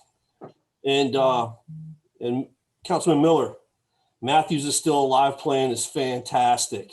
I love that idea. Thanks for bringing that up. That's gonna help residents get out of the house and have some fun in the community and give some local business a much needed shot of income. Thank you. And also personal thank you to all of you guys for offering to help Stumptown with some outdoor seating. When there was that opportunity to get some outdoor seating, you guys were running around the area trying to find people that you can help out to get some people to sit outside. I was one of them, and you were. If I qualified, you were going to help get me a couple parking spaces so we could get some people outside. And I thought that was fantastic. And thanks so much for trying, even though it didn't work for us. And with all those contributions, I'm here to ask you guys for some help again. I would have approached you a few months ago, but we thought we'd be partially open when they introduced phase 2. And then phase 3 was pushed out 2-3 weeks at a time and for a few times. And now it's pushed out to, I believe, September 11th. And with recent history, I'm pretty doubtful that that's going to happen then, even with the recent numbers being so positive. But I'm here to speak on behalf of Stumptown Station, Six Scrogs, small bar and all the other establishments have the same bar licenses that we have. And we've been closed now for 160 days, 2 hours and 40 minutes now. I'm not here to say that every business needs to be open or closed, and I understand that we are in a pandemic, probably more than most people. I own 2 small businesses here in Matthews that have been affected negatively, and my wife is an ICU nurse. She works with COVID patients every day, and at home we have to take extra precautions to make sure that our asthmatic daughter is kept safe. I'm not going to go into the routines that we have to go through every time she comes home from work, or the dangers she puts herself or my family in every day, or how much the financial burden Stumptown Station's been after 5 months of forced closure. So with all that being said, I think I'm a pretty good candidate to be able to argue on both sides of this pandemic. But again, that's not why I'm here. I'm here because we need some help, and we need to get the rights and responsibilities of all bars and restaurants. Most people don't understand how the state's alcohol permits work and the licensing works. The governor did not close bars down that don't serve food. He closed down bars with a specific licensing classification, a private bar. Food has nothing to do with this. Private bars can serve food. They just aren't required to have 30% of their sales from food. There were 1,063 of these licenses issued in the state of North Carolina in the year 2019 to 2020 season. And it was only 15% of all the licenses in all the alcohol licenses issued in North Carolina. All other alcohol licenses are up and running with the COVID-19 safety requirements. We've asked numerous times for the governor's office to produce a scientific data showing that our bars licensing can't abide by the same safety requirements that other bars and restaurants can. The governor's office has refused to produce anything. Legally, our governor cannot close one business in the same industry and allow others to operate without scientific data backing that decision. It's discrimination. It's exactly what's happening to us. The governor has given a few responses when these questions have been forced, but only one of them come with not one of them come with scientific data or expert testimony. The very first time he responded, when asked the question, he replied with next question, and the same guy interrupted and asked the question again. And he spurted out that we're in a pandemic, and you want to open bars. I'll send our kids back to school before I open bars. The second time he answered the question, he addressed it and said the governor of Texas regretted not closing bars, and I'm not going to have that same situation. The issue was Governor Abbott didn't have the scientific data either, and he made that address right after there were large outbreaks from nightclubs and concert halls. The third time he was asked, he left a question for Dr. Cohen, and she stated that when people drink, they have tendencies to ignore rules, congregate more, and are less likely to follow safety practices and social distancing. These are all things that we can agree with, but experience or credentials to be considered an expert in the area of bars and restaurants, they are not. They're not enough to close down 1,063 bars for more than 5 months. No one disagrees that concert halls and nightclubs are about huge gatherings and tight spaces, but most of these licenses don't work in that environment. Most bars have security that are regularly trained to deal with the exact reason Dr. Cohen mentioned. Restaurants do not. Bars bartenders are much more likely to deal with patrons Dr. Cohen mentions. Restaurants don't. In other words, I truly believe, along with other bar owners, that we are much more capable to handle Dr. Cohen's obstacles than any restaurant. Mr. Klein, I'm sorry to interrupt, but your time is up. Great. That was a quick 4 minutes. Thank you, Mr. Thank you, Mr. Klein. I think you bring up some interesting points. It's certainly a topic of discussion among us and among staff. So thank you for speaking to us this evening.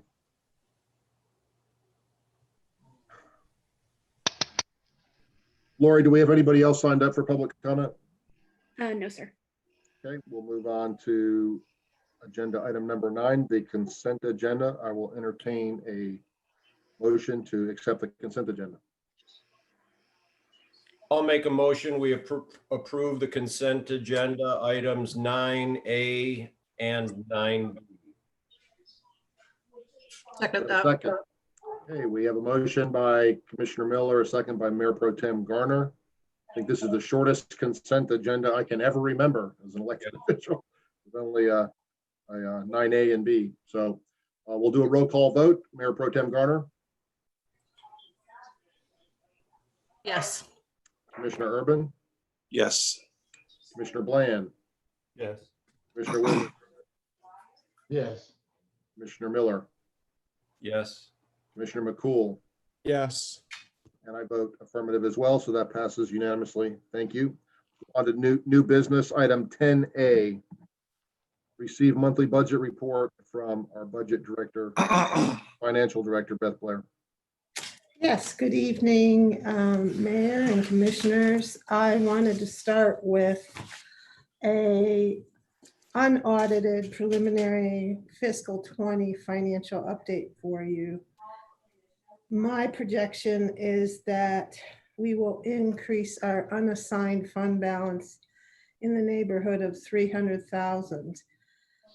We, at the end of fiscal 19, the board committed and appropriated $1,350,000 for road resurfacing right now, and those expenditures hit in fiscal 20. So right now we have expenditures greater than revenues by $1,029,000 in the general fund balance, but that $1,350,000 that was committed and reduced the unassigned fund balance in fiscal 19 will go away in fiscal 20. So the difference between the $1,350,000 that was earmarked as committed for roads in fiscal 19 will offset basically is paying for the road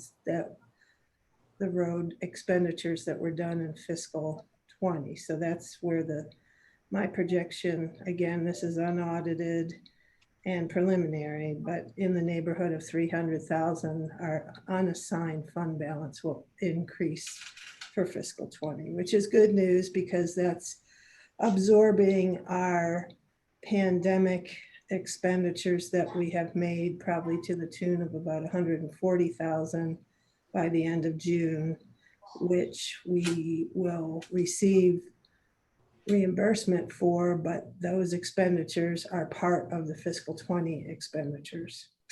So that's the update on fiscal 20.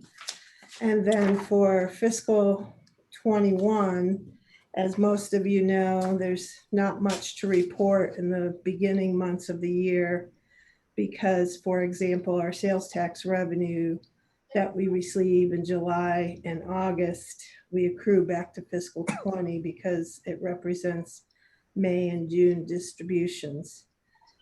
And our property tax revenue, we typically don't start receiving that until October. November and December are the months where the largest percentage of property tax revenue come in. Overall, our general fund and tourism fund deficits for the first month of the year are consistent with historical results due to the timing of the tax revenues. So we're not concerned at this point as things are consistent. Are there any questions?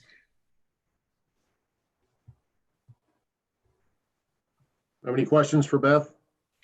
No. So it sounds like everything is just swell.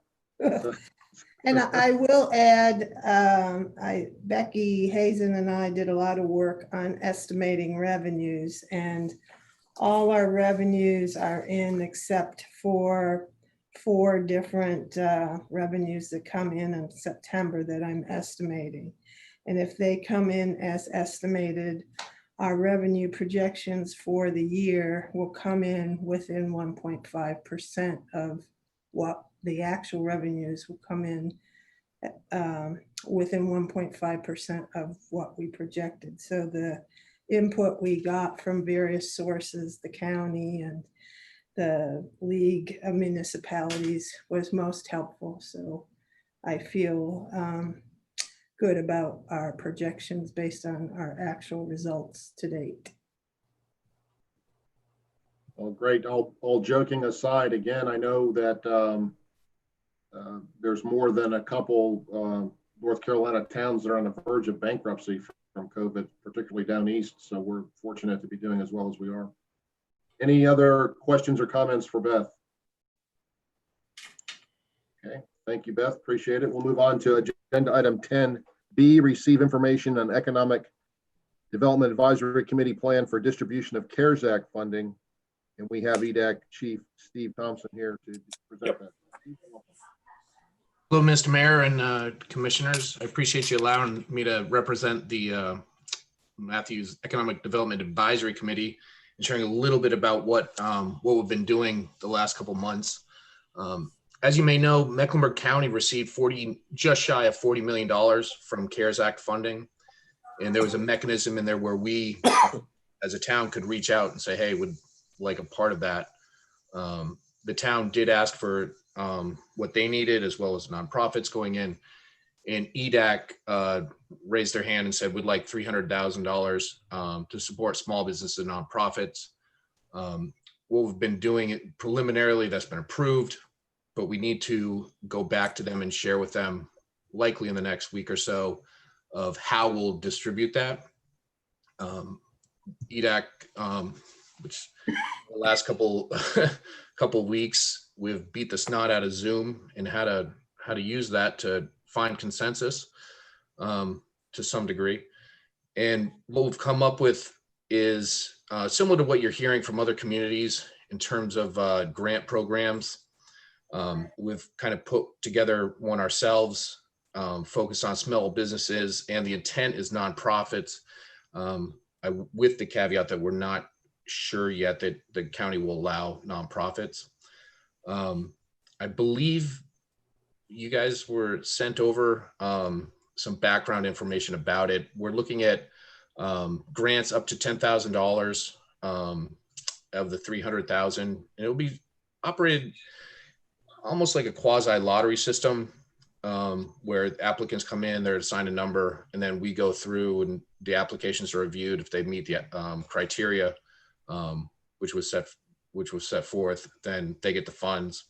The idea is it can go almost back in time into March. So if they had expenses back in March, they can be reimbursed for that, as well as into the future up through December 30th or 31st of the year.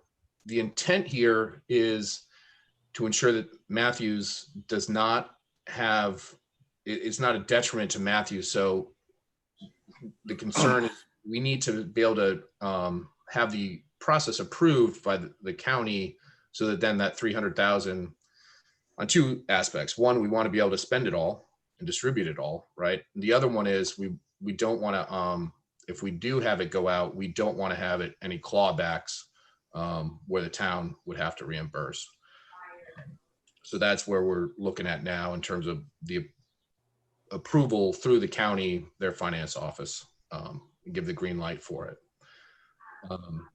Jay, if you can scroll down, I think there's a number of different criteria that we've put in, as well as, I'm assuming you have the same document, of the criteria that we have, and then also the kind of how we will distribute, what we're looking at in terms of distributing it out, the criteria. And I guess the second part of this too, it's one thing just for us to have a grant, and it's fantastic that we're, $300,000 that we can distribute.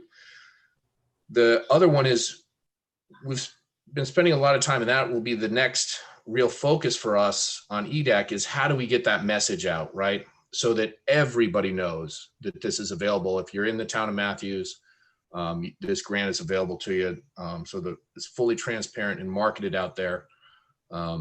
Not just to chamber members, not just to those in downtown, but everybody out there that's eligible, making sure they're aware of this and it's there, whether or not they, many businesses aren't all that connected in. So that's the intent now, is to work on the marketing side of it and get that message out there.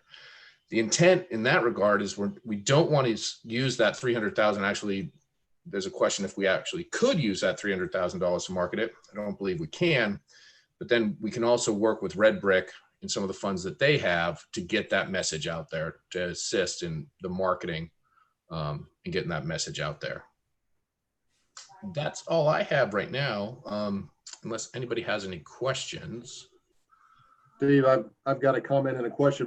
My comment is I served on EDAC for a number of years, and we were worried about if we had enough money for cups and Pepsis at some of our meetings. So it must be a little bit exciting to have $300,000 to distribute, because certainly never had those kind of funds in the past. That's great. Yeah. The question I have, and I've kind of, I think I've asked Becky Hawk this 3 or 4 times. I saw that one of the criteria was you can't use these funds to replace lost revenue. So for instance, there is no loophole by which we could help someone like our speaker tonight, Mr. Klein, who's been shut down for 6 months. There's no way he could benefit, or someone in his situation, because of that stipulation. Is that correct? Yeah, but I need to make sure it's clear. That's not our stipulation. That's not EDAC stipulation. That's coming like straight from CARES Act. At the same time, though, when we were coming up with the solution of how to spend the money, the way that setting up it as a grant leaves wide open to the community to come up with any solution they have out there with a budget of how they want to do it. And if there are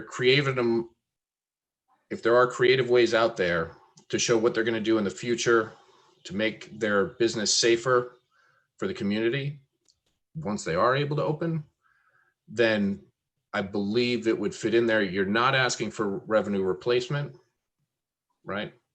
There's some ways, I think but still within the spirit of what they're trying to do, right? I can't answer for Bob, but my heart goes out to him as a business owner, but.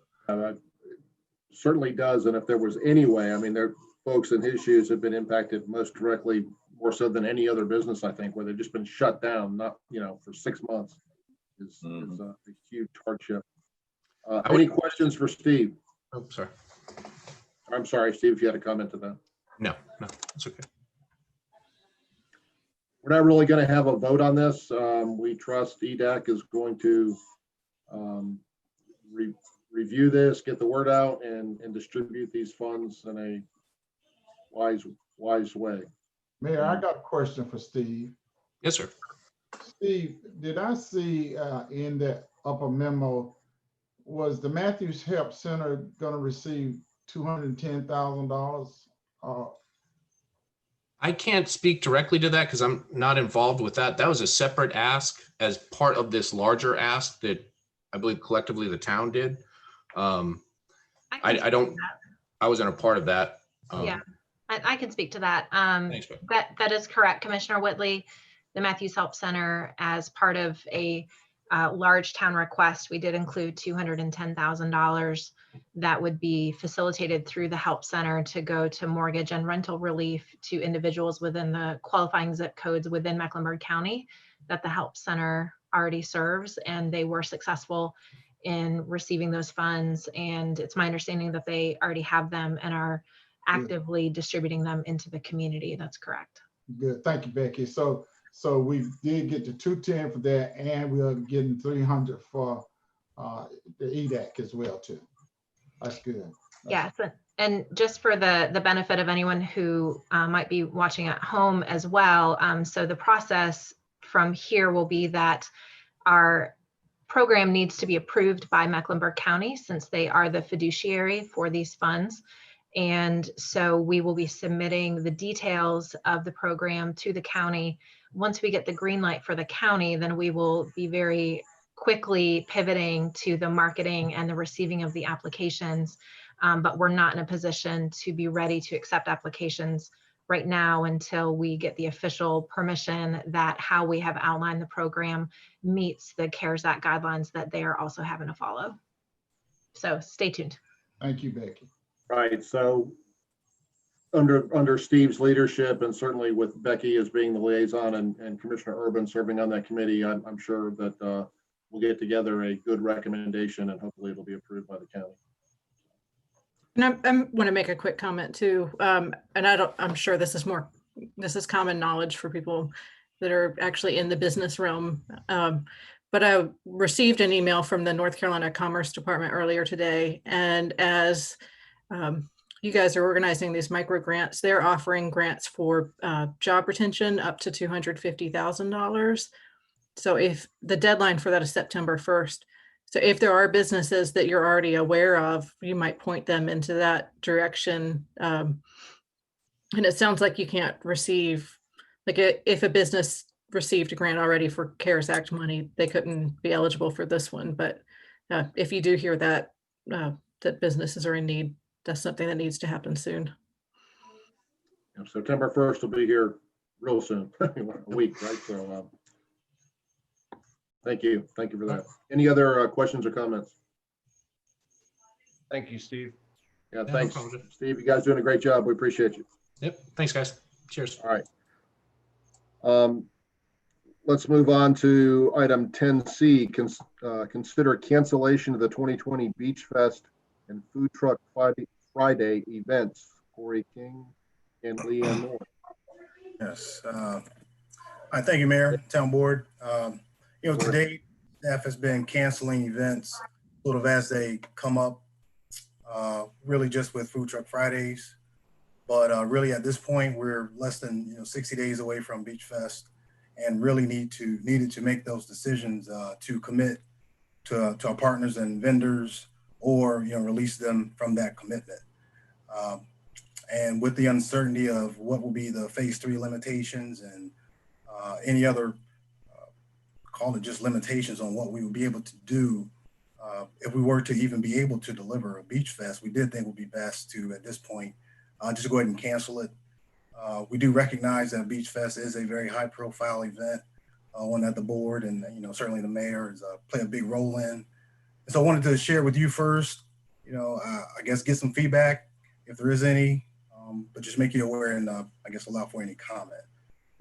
It was not a decision reached lightly. Leanne Moore, who may be on the call, we worked hard to put together what potentially could be those protocols to encourage and enforce physical distancing and relieve some of the risk for exposures with contact with different types of amenities as part of the event.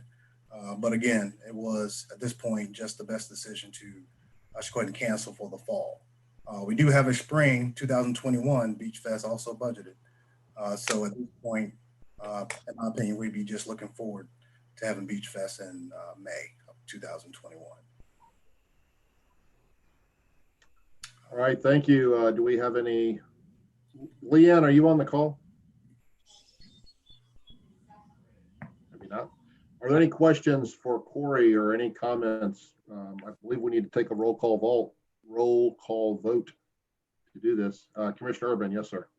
I guess I just have a quick question for Corey, because in light of the fact that outdoor dining is sort of where people want to be from this standpoint, what were the contributing factors where food trucks could be obviously socially distanced themselves? People waiting in line could be socially distanced. You have the whole park with a limited number of diners, so to speak, to be used. So what were some of the contributing factors for that? Was it more of the liability retroactive to the town, or was it something else?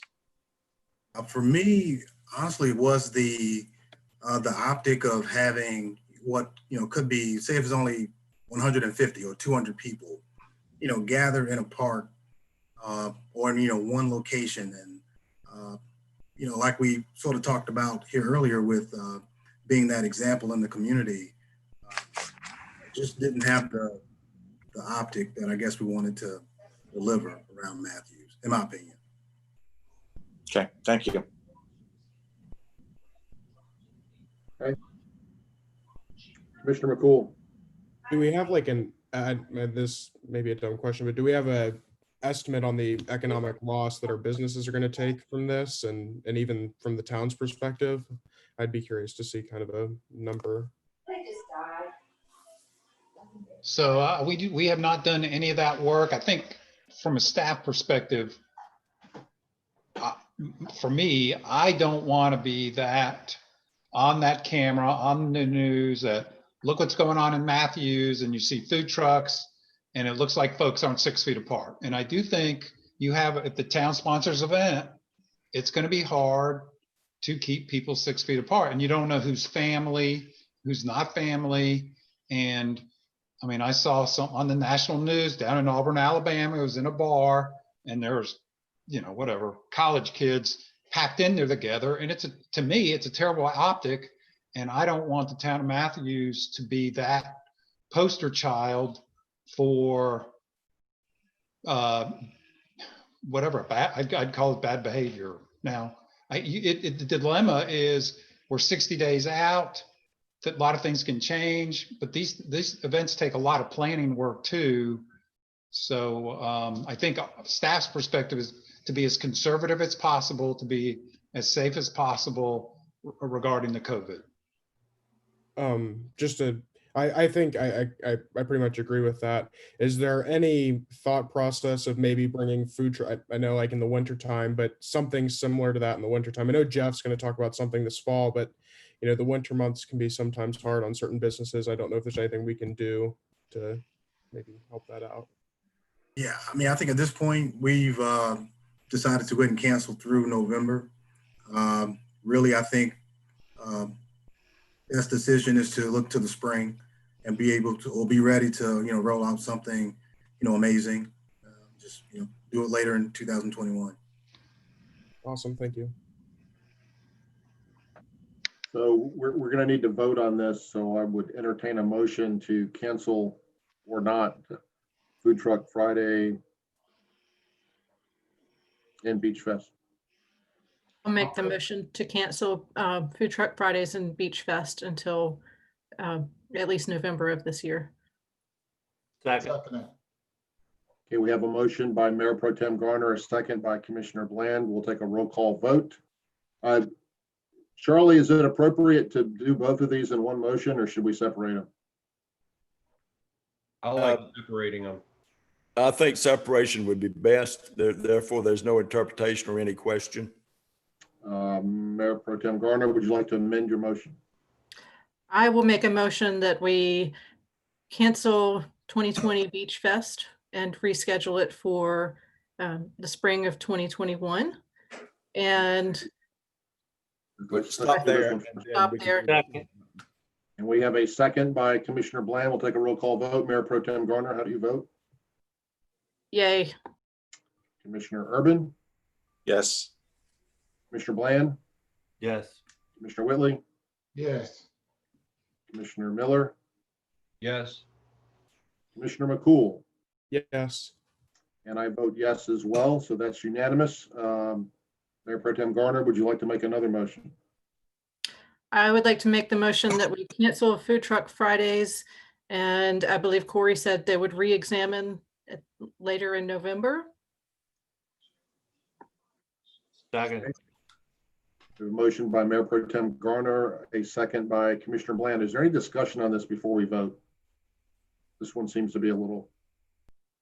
Commissioner Miller. I just think that social distancing can be achieved in Stumptown Park if that's the location of the food truck. I'm sure there could be other locations that might even be bigger than Stumptown Park.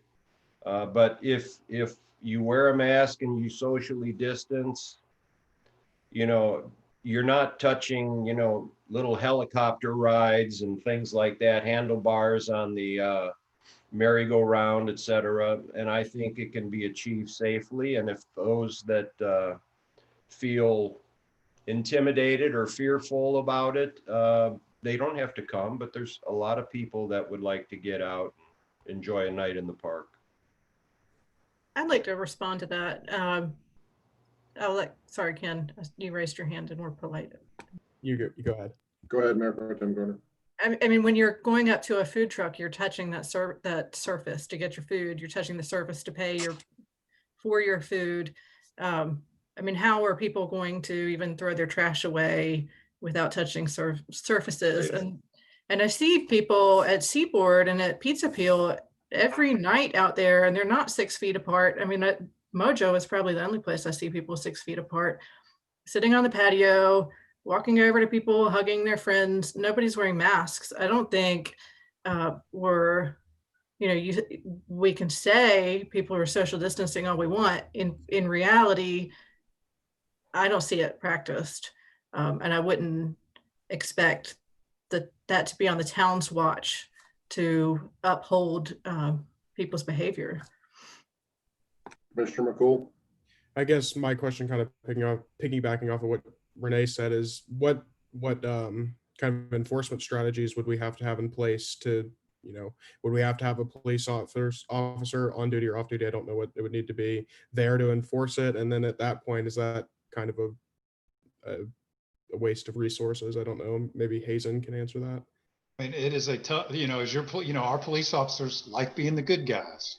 I mean, I guess you'd have to go around and ask everybody if they're related or they live in the same household. And then if they're not, like our officers like take 2 steps back. I mean, it feels like a tough spot. I do agree with Mayor Pro Tem is that because I drive by Seaboard too, and I think, man, it looks like there's a lot of people there. And I'll look at the picnic tables, and it looks like they've taken half of them out. But the optics it looks crowded. And my second thought is, well, some of that's on them. And then kind of going forward is, well, this is a town sponsored event. And to me, my recommendation to the board is to be as conservative as possible so that we don't get caught up in some kind of social media blitzkrieg of, we're not the good guys, we're the bad, we're the spreaders or something like that.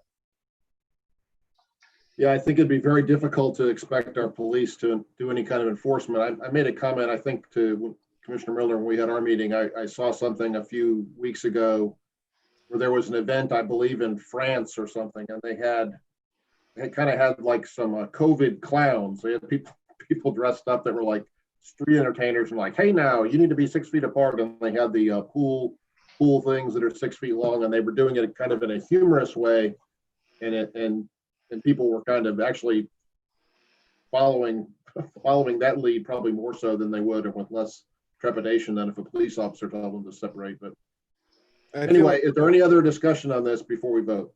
We've got a motion by Mayor Pro Tem Garner, a second by Commissioner Bland. Any further discussion? Commissioner Urban, you're just getting ready. No, I'm changing my mute to unmute. Perfect. Okay, Mayor Pro Tem Garner. Yes. Commissioner Urban. Yes. Commissioner Bland. Yes. Commissioner Whitley. Yes. Commissioner Miller. No. Commissioner McCool. Yes. And I vote yes. That passes 6-1 with Commissioner Miller in opposition. Thank you. Move on to 10D. Consider agreement with Charlotte Mecklenburg Schools for remote learning facilities. Corey? All right, so sticking with COVID, when CMS decided to go to a remote learning model, staff certainly identified the potential risk for students being left at home to learn on their own as the parents return to work. Staff and other community organizations, churches and such, did feel that we need to do something to meet the needs of these students. I guess the question was just how we could do it. Staff began to design some programs to provide a safe learning environment for the students. Now, as it stands, the North Carolina Child Care Commission and North Carolina Department of Health and Human Services, they do allow community organizations such as Parks and Recreation Departments to deliver full-day programs for 4 months in a year. And typically we meet this through our summer camp programming. But in this example, the NC Department of Health and Human Services and also the Child Care Commission, they saw this emergency and they got together and created these emergency rules because they also recognize that there is a risk with remote learning and parents returning to work and kids being unsupervised.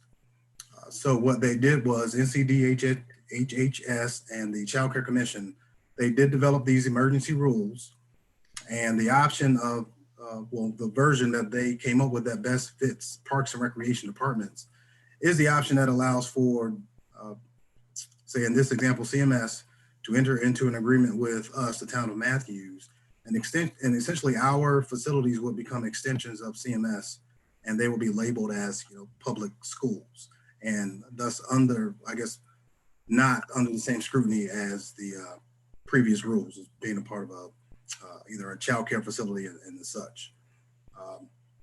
So with that, staff then began to, again, design the program to allow for either half day or full day programming to assist families. And now I guess, looking for that mechanism to put in place that agreement. And the ask tonight is for the board to allow the manager to review the agreement and sign once we do get that agreement. Again, when I say that, well, we don't have the agreement as of yet. I have seen examples, other school systems and municipalities entering into agreements. They are very specific to the needs of that area. All that to say, there's no template. So we don't know exactly what the agreement is going to say, but we do feel confident that CMS and the town of Matthews, I think we all have the same goal in mind, and that is to provide a safe, supervised environment for the students to learn. So again, if the ask tonight is for the board to agree to allow the manager, once the town attorney reviews, the agreement, to enter into that agreement and allow for Cruz Recreation Center, McDowell Art Center, and the Matthews Community Center to become, as I said, extensions of CMS and offer this opportunity for safe, supervised learning for students. I've got a question for Town Manager Blodgett. Yes, sir. Has this been placed on CMS's agenda? Oh, man, I tell you, we did kind of share stuff with y'all. I don't know what's going on. To me, this is a no-brainer. The kids that are going to be affected most are the households where you got two parents working. These are the kids that are struggling up, past third grade reading test to begin with. And I really don't understand why CMS isn't jumping all over this. But we did. A lot of the towns are putting pressure. And I would encourage y'all on our CMS board members to get it on the agenda and approve it. And we don't want to wait 3 weeks because after this meeting, we don't meet again for 3 weeks. And we really got to I don't know who's not getting served out there. Or we don't know who's not getting served out there. And we'd like to, go in all haste once we get the green light from CMS and Charlie approves the agreement. And they're meeting tomorrow, is that correct? Yes. Okay. Commissioner Miller. Thank you. Being a member of the Municipal Education Advisory Committee, I found out some details this morning via Pineville that it was not on the agenda, and if it wasn't on the agenda, it would not be discussed. Realizing the urgency of this matter, I reached out to other MEAC members, and Hazen sent an email to Elise Dashu, sort of at my prompting that it needed to be urgent, et cetera, to be on the agenda and discussed. So at about 5:45 tonight, while we were in our earlier meeting, she replied and said that she will put it on the agenda. And she let Sean Strain know that it would be added and to anticipate some early discussion. So it will be on the agenda tomorrow night. Fantastic. Thank you for being proactive on that issue. As Hazen said, it's a no-brainer. So I don't know why it wouldn't be on the agenda. That's crazy. I mean, we're helping to serve the kids here. Elise, Commissioner Bland. I'd just like to say thanks to Jeff. I think it's a really good job. And, I think this is like you say, a no-brainer type thing. This is the type of thing that the town needs to be doing to help in the pandemic and stuff like that. This is like leading by example, the very thing. Thank you, Jeff, and to all you other folks who were involved in that. This is exactly what we need to be doing, in my opinion. So, yeah, for those who may be watching, this involves placing the kids in what, Hazen, like pods of 10, socially distanced and in a very safe manner, giving kids who otherwise have no place to go. My concern is there may be very young children left at home alone while their parents go work, and that would be terrible. So this really is a no-brainer. I hope that good job. We'll pass it. Good job, Jeff. All right. So I guess we do need a roll call vote on this to see if we want to pursue this option. So I will entertain a motion as such. Before we have a motion, Mayor, I have a question that who's teaching these kids? The CMS via remote, but someone in first grade might not be able to navigate their computer. So it's more of a daycare babysitting type service, supervised with help, but it's still CMS instruction. All right, but what I'm asking, who's going to be in the room? Who's going to be in the room with them to help them remote? So now, if I can answer, in our program design, it will be our part-time staff. And I guess we've made the statement that, you know, they won't be tutors for the students. What we're going to do is provide, again, the safe, supervised environment, schedule the day when, as we have a template of what the typical CMS day looks like, and they're going to be in there or at a table or desk when they need to be on their laptops. But then beyond that, I guess providing help as a student requests, if it's technology help or just simply really just supervising the room, allowing the teachers to teach, you know, via the laptops, but really just supervising the room. All right, so my next question is, are staff gonna be paid by CMS for their time there, or will the town of Matthews pay them?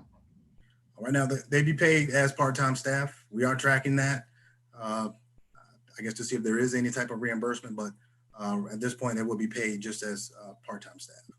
All right, then my third question is, are the parents gonna be charged, the kids paid to attend these classes? We do have a fee structure in place. So right now for a full day camp, the price would be $90 per week. Oh, I'm sorry, $95 per week. For a student or family with free or reduced lunch, it would be $65 per week. And there are scholarships available, meaning that cost could go down to, you know, as low as $0 depending on need.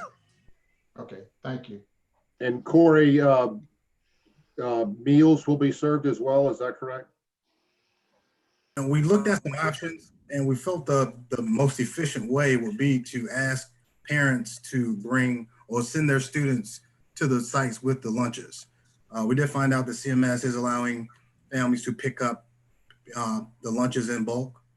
And so we felt there was an option for them to have them at home and just simply bring it with them to the site. Thank you. Commissioner McCool, do you have a question? I think Renee raised her hand before mine, so I'll let her go. Mayor Pro Tem Garner? Oh, go ahead, Ken. Okay. So if you're talking about the pay structure, so $90 a week if you didn't have reduced lunch and $65, what would be, I mean, what's the cost to the town if we were just say it's free for everybody? I mean, I don't know if that's an option, but I mean, I think that would be pretty, that would be less stress on parents who already have so much stress in their lives. Can we stomach, you know, eating the cost, excuse me. Yeah, you know, Hayes and I had this conversation. It was thinking about it, you know, $95 a week, you know, in a month, that's, you know, that's a bill. I do think what we have in place with the scholarships really meets the needs of those where just simply can't pay, and then it is $0 cost. But where it is, you know, an option to pay, we left that in place also. One reason being there is some ownership. If a program is just completely free, you don't approach it with the same mentality. If you have a little skin in the game, you appreciate it, and found it to be most successful when there is a price associated with it. Is there a cost for this? Can I get like a weekly number, how much it's going to cost the town? Just I think that may be pretty relevant. Yeah, it's well, it's a little more than $95 per student. Okay. But the exact number, I mean, most of the things we're providing, I guess we're buying them in bulk. I'll tell you what, I can get that number to you exactly later. Thank you. You know, one of the concerns, and by the way, my internet is very unstable, so if I crash, Renee, please take over. One of the things that Elise Dashu has shared with me as a huge concern is when we first started having remote instruction, what percentage of the children were actually participating, and a lot weren't at all. There were kids that never logged on. So having this kind of structure, they will at least be sat down and logged into a lesson plan and forced to to sit there and hopefully learn something rather than deciding that they're just not going to participate.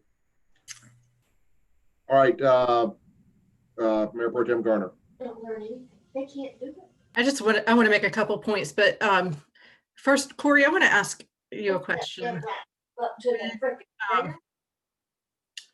When the Park and Rec department is putting together like a summer camp or something, how far in advance do you usually start planning that? Typically, I mean, we put our schedule out in February for camps that start in June. And then mostly that is just the dates though. Each day, typically by maybe late February or March, each day for those 8 to 10 weeks is planned out. So for the board, I want to give some perspective that they didn't have the opportunity to start planning for this until about 3 weeks ago. And what an incredible job you guys have done over the course of put together this entire program, and the amount of information that you've had to consume just to fathom doing something like this is applaudable. And I want to make sure that we all take a moment and recognize you for the incredible work you've done. So thank you so much. And I saw the numbers for the kids who are on free and reduced lunches in Matthews, and I was surprised. So I think this is an opportunity to make a real difference in both the parents and the children's lives. I appreciate that. And just in case Melissa and Charles are listening, they are ones that really. Right. Yeah. Let me recognize that I saw on Zoom calls, Corey, Charles, Melissa, Becky, Hazen, and I'm sure I'm forgetting other people, but you guys really hit the ball out of the park. Thank you. Hear, hear. And that sounds like a motion. Mayor Pro Tem Garner. I'm sorry, Commissioner Miller, you had a comment? I was going to make the motion. Rock on. Okay, I'll make the motion to approve for the manager to enter into an agreement with CMS, allowing Cruise Road Recreation Center, the Matthews Community Center, and the McDowell Arts Center to be utilized as remote learning facilities contingent upon approved review. May I suggest a second? Authorize instead of approve. Authorize the manager instead of approve. Very good. Authorize the manager to enter into the same agreement that I read. Correct. Thank you. Motion by Commissioner Miller. Do we have a second? Second. Okay. Motion by Commissioner Miller, second by Commissioner McCool. We'll take a roll call vote. Mayor Pro Tem Garner. Yes. Commissioner Urban. Yes. Commissioner Bland. Yes. Commissioner Whitley. Yes. Commissioner Miller. Yes. Commissioner McCool. Yes. And I vote yes as well, so that passes unanimously. Good job, Corey, and please thank your staff on our behalf. Will do. Thank you. Let's move on to item 10E, consider events to support downtown businesses. Jeff, were you going to present this, Commissioner Miller? Yeah, if someone, either I would need to share the screen or they have what I originally typed out and I can go over it. It's there. Okay, very good. I'm going to go over my own document of that so it'll be larger, and we've made, in the last couple of meetings, we've made a few adjustments. So again, the idea about this is to revitalize some of the downtown businesses and create cash flow. They still have to pay rent. They still have to pay their manager. Their servers are either laid off or serving 20% of the amount of people they used to. We need to keep the spirit alive for as many businesses and our citizens before they give up and become complacent. A clever title can be determined. We just came up with Matthews is Still Alive because the alternative is dead. And during the shutdown, we sort of died and et cetera, et cetera, et cetera. This isn't a slam or an insult to Matthews Alive. It's just the opposite of dead. And Matthews and alive are both valuable common words in the same sentence. Again, it would be a downtown festival or block party. The companies that I have are listed there, possibly the retailers such as Lamb Studios. If the town is involved and if Hazen and staff is willing, the idea is to close Library Lane and Bank Street, which are the alleyways behind those businesses there, say at 4 or 5 p.m. into the evening, have barricades, etc. The reason for that is because if you picture Stumptown Station or the Matthews Ale House, it's the size of a trailer. The social distancing is practically impossible to get more than a dozen. I know they would know the number of how many they're allowed to have. But the mentality is if we can expand it to the parking lot, but not on the sidewalk, go out back into the parking lot and close down the 2 service lanes mentioned there, library and bank. Then social distancing's easier. Smaller businesses can set up tables and tents, plenty of room to walk around. The mention of clowns earlier is something that was suggested by Mark Tefano. He said they're using it in Europe. So I thought he mentioned England, and Higdon's seen something in France. Again, it's rather than a discipline, it's more of a reminder. We have a few clowns in town. Some of them wear makeup, and they could easily do that for a small fee or as a benefit. The perimeter, so that people wouldn't walk outside the area, could be monitored by Post 235. They've already done this once before for the Chamber Art Fest when it was on Matthews Station Street. Let's see, and I've identified, the first one is mid-October, and that's a lead in to the other bullet points, or 6 other bullet points. You've got Halloween, you've got Veterans Day or Veterans Day weekend. Usually college kids come home for Thanksgiving. They want to see their high school friends, etc. So I thought Thanksgiving weekend is usually a popular time. We have hometown holiday, maybe before or after Christmas, and then New Year's Eve. Again, I feel we need to create our own festival. Yes, the other side of Trade Street can be added. Yes, Leanne Moore would be a valuable, intricate part of this if she's willing to help. But it's an idea struck by me and a few of the businesses to try to drum up some cash flow, okay? Marketing would need to be done, but it doesn't have to be town marketing or town dollars. We've had a few meetings, and I've got some bullet points at the bottom that would be added for tonight's agenda. I would welcome your feedback. We've got 7 or 8 weeks to plan. Conditions can be adjusted after the first event. Hopefully we'll be in phase 3 by then. That's the way the area is trending on the decline. Participating business owners will need to have a safe plan to monitor, such as I can't serve you, you don't have a mask on, blah, blah. Mark Tefano also suggested that if we have a flyer that we can hand out as the people come in to the closed off area or the perimeter, and it says, help us keep your mask on and honor safe distancing if you're, not with your spouse or a very close friend that you trust, etc. Then if they monitor the perimeter, they don't have to do the song and dance each and every time. If the town doesn't approve street closures, then they could rope off their own back parking lots, et cetera, as long as they double check ABC permits for the ability to serve in parking lots. And I feel that we need to get back out.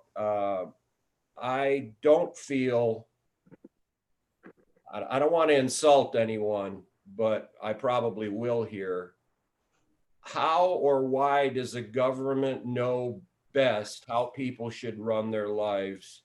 More government involvement is the problem, not the solution when you work for or own a business. And lastly, the First Amendment of the Constitution clearly states in part, Congress shall make no law respecting the right of the people to peaceably assemble and to petition the government to redress their grievances on such items. I feel strongly about that. It's the First Amendment, and I want to support our small business in the town. That's it. Okay, are there any comments? Mayor Pro Tem Garner. So you're saying that people getting together to eat and drink beer is a method to redress the government? I'm saying that we have a right via the First Amendment to assemble peaceably. And those businesses, including Lamb Studios, who's hosted events before as well, would probably need more visitors and street walkers and cash flow or flow of people visiting them. Yes. I think that's an interesting interpretation of the Constitution. It's what this says. I have the quote. Jeff, I hear what you're saying. We're in phase 2 of Corbett, and those businesses that I was showing on the screen, as we spoke earlier, are doing business outside with limited, and it's I know what the Constitution said, but at the same time, I know what time it is that we're in this pandemic of virus.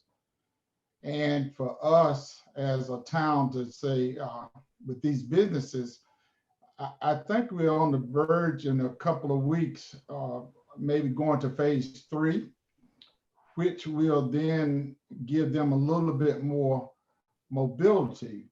But certainly, I'm not in favor of having these parties. I was invited to a party, but certainly, I know you might have the space, but that's the name party. People are gonna party. I mean, we see that now, and we know what that does in spreading the virus. The town of Matthew has been very cautious in making sure that our numbers are lower than Charlotte numbers are surrounding. And I don't want to do anything to change that environment for where we are.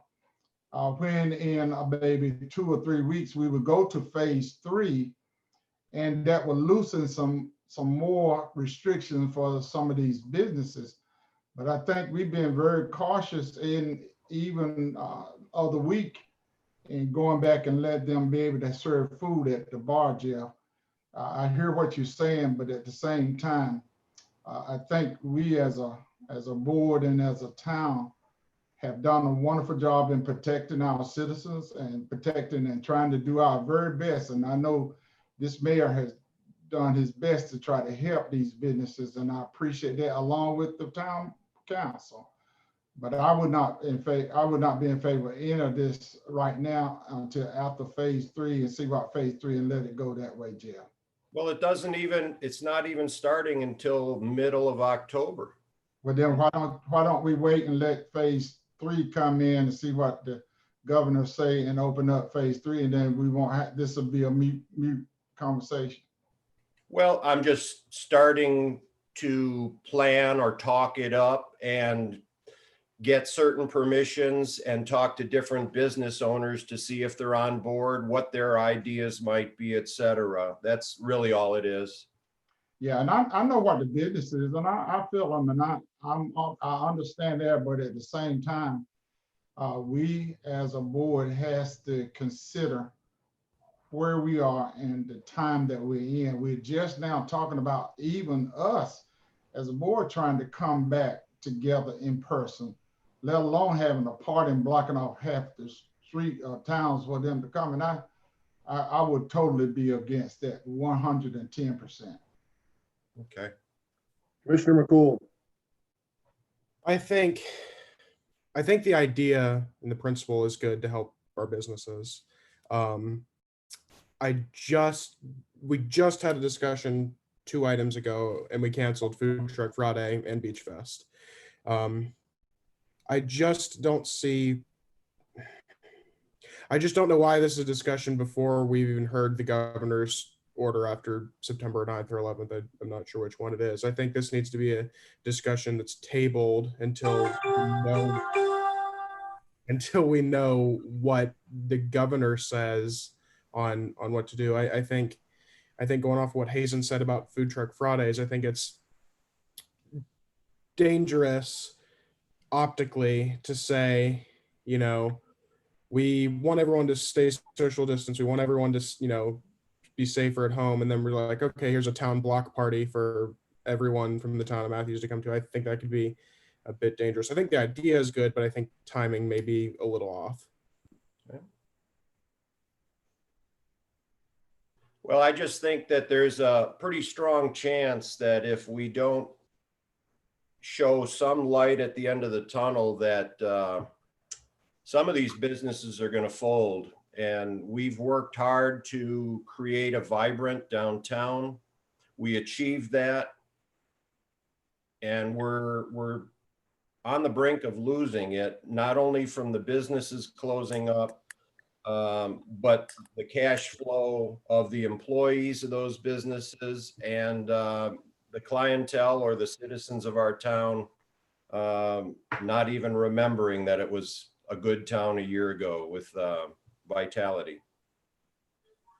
I mean, I think, oh, I'm sorry, John. Go ahead. Sure. I think, Jeff, you've done a commendable job of piecing this together and making this presentation. Like a lot of your other presentations, you've given a lot of thought. And I wholeheartedly, to Hazen's point is we want to keep the town out of this discussion. But I think all those businesses have a God-given right and a right under the law to do what they need to do to generate business, provided it meets the guidelines of phase 2 versus phase 3, et cetera, social distancing. So, should the governor's order come through, he lifts it to phase 3 and the number of people can be increased. Those businesses have every right to do under the guidelines of the law from that aspect of it. I think the rub is some of the commissioners that tie into the town. But I wouldn't forestall your planning because, like you said, it's quite a few weeks away. You hedge your bet that the governor may lift some restrictions, and you can go ahead and do that. I think it's up to the individual business owners if they want to collaborate. That's fine. I think it's a commendable thing to make an effort from that standpoint because, frankly, I don't know that it's really much more different now than restaurants already being open serving. It's more of a collaboration of some type of unified voice about a particular subject matter, which is recognizing the town and the town businesses, but kind of leaving town government out of that scenario from that aspect of it. So I don't think it's that far removed from what we're already doing right now. I think my bigger concern is, after hearing Bob Klein speak, are there some things that we can be doing a little bit more immediately to discuss those who can't even operate? I mean, it's just a sorry thing because those of us that are business owners to be told to be shut down for 6 months is completely unconscionable. And how we're picking winners and losers is beyond me from that standpoint. But Jeff, I do thank you for your effort. Thank you. The intention was to, if the businesses are to work at 50% capacity, how can we expand their capacity and that without going into the front sidewalk we selected the back parking lot or loading dock areas so that their capacity could still honor social distancing. That was the motivator on that. Yeah, so, sorry, John, did you have a comment? No, I mean, I tend to agree. I think that the problem is, though, you want to make sure that you're following the latest and greatest rules and regulations, because even if the town wasn't sponsoring it, what you don't want is SOC showing up and saying, there's more than 25 people here. There's no one wearing a mask here and stuff like that. And that puts a black eye on the business community as a whole in downtown Matthews. And these are all a great bunch of guys and gals in terms of operating their businesses down there. There's over 30 restaurants / wine bars / brewery / food establishments. And I'm afraid to say that probably when we come out of this, it'll probably be half that amount while we're there. But there's a fine balance here. And I think we could achieve that. I just think that the town government's role needs to be limited. It totally negated from the conversation these private businesses want to have. Thank you. Mayor Pro Tem Garner. I agree largely with what Commissioner Urban just said. But I also don't know why, throughout this whole process, I've been reaching out to individual businesses where I have a good relationship with the owner, and I've been sharing grants and ways for them to find money to make up for that loss. I mean, if there's a big concern there are opportunities for businesses that didn't get PPP loans to get even this North Carolina Commerce grant. So we can take some of that burden off of businesses just by providing information like that. Renee, do you know if bars are eligible for that? From what I read, it was pretty open for businesses, and I would imagine that bars would be eligible if they've kept their staff. And I believe Bobby's not on here anymore, but I believe he still has staff for his bar, just as long as they haven't received grants through CARES Act funding before. And it does include some nonprofits, but they're more restrictive for the nonprofits.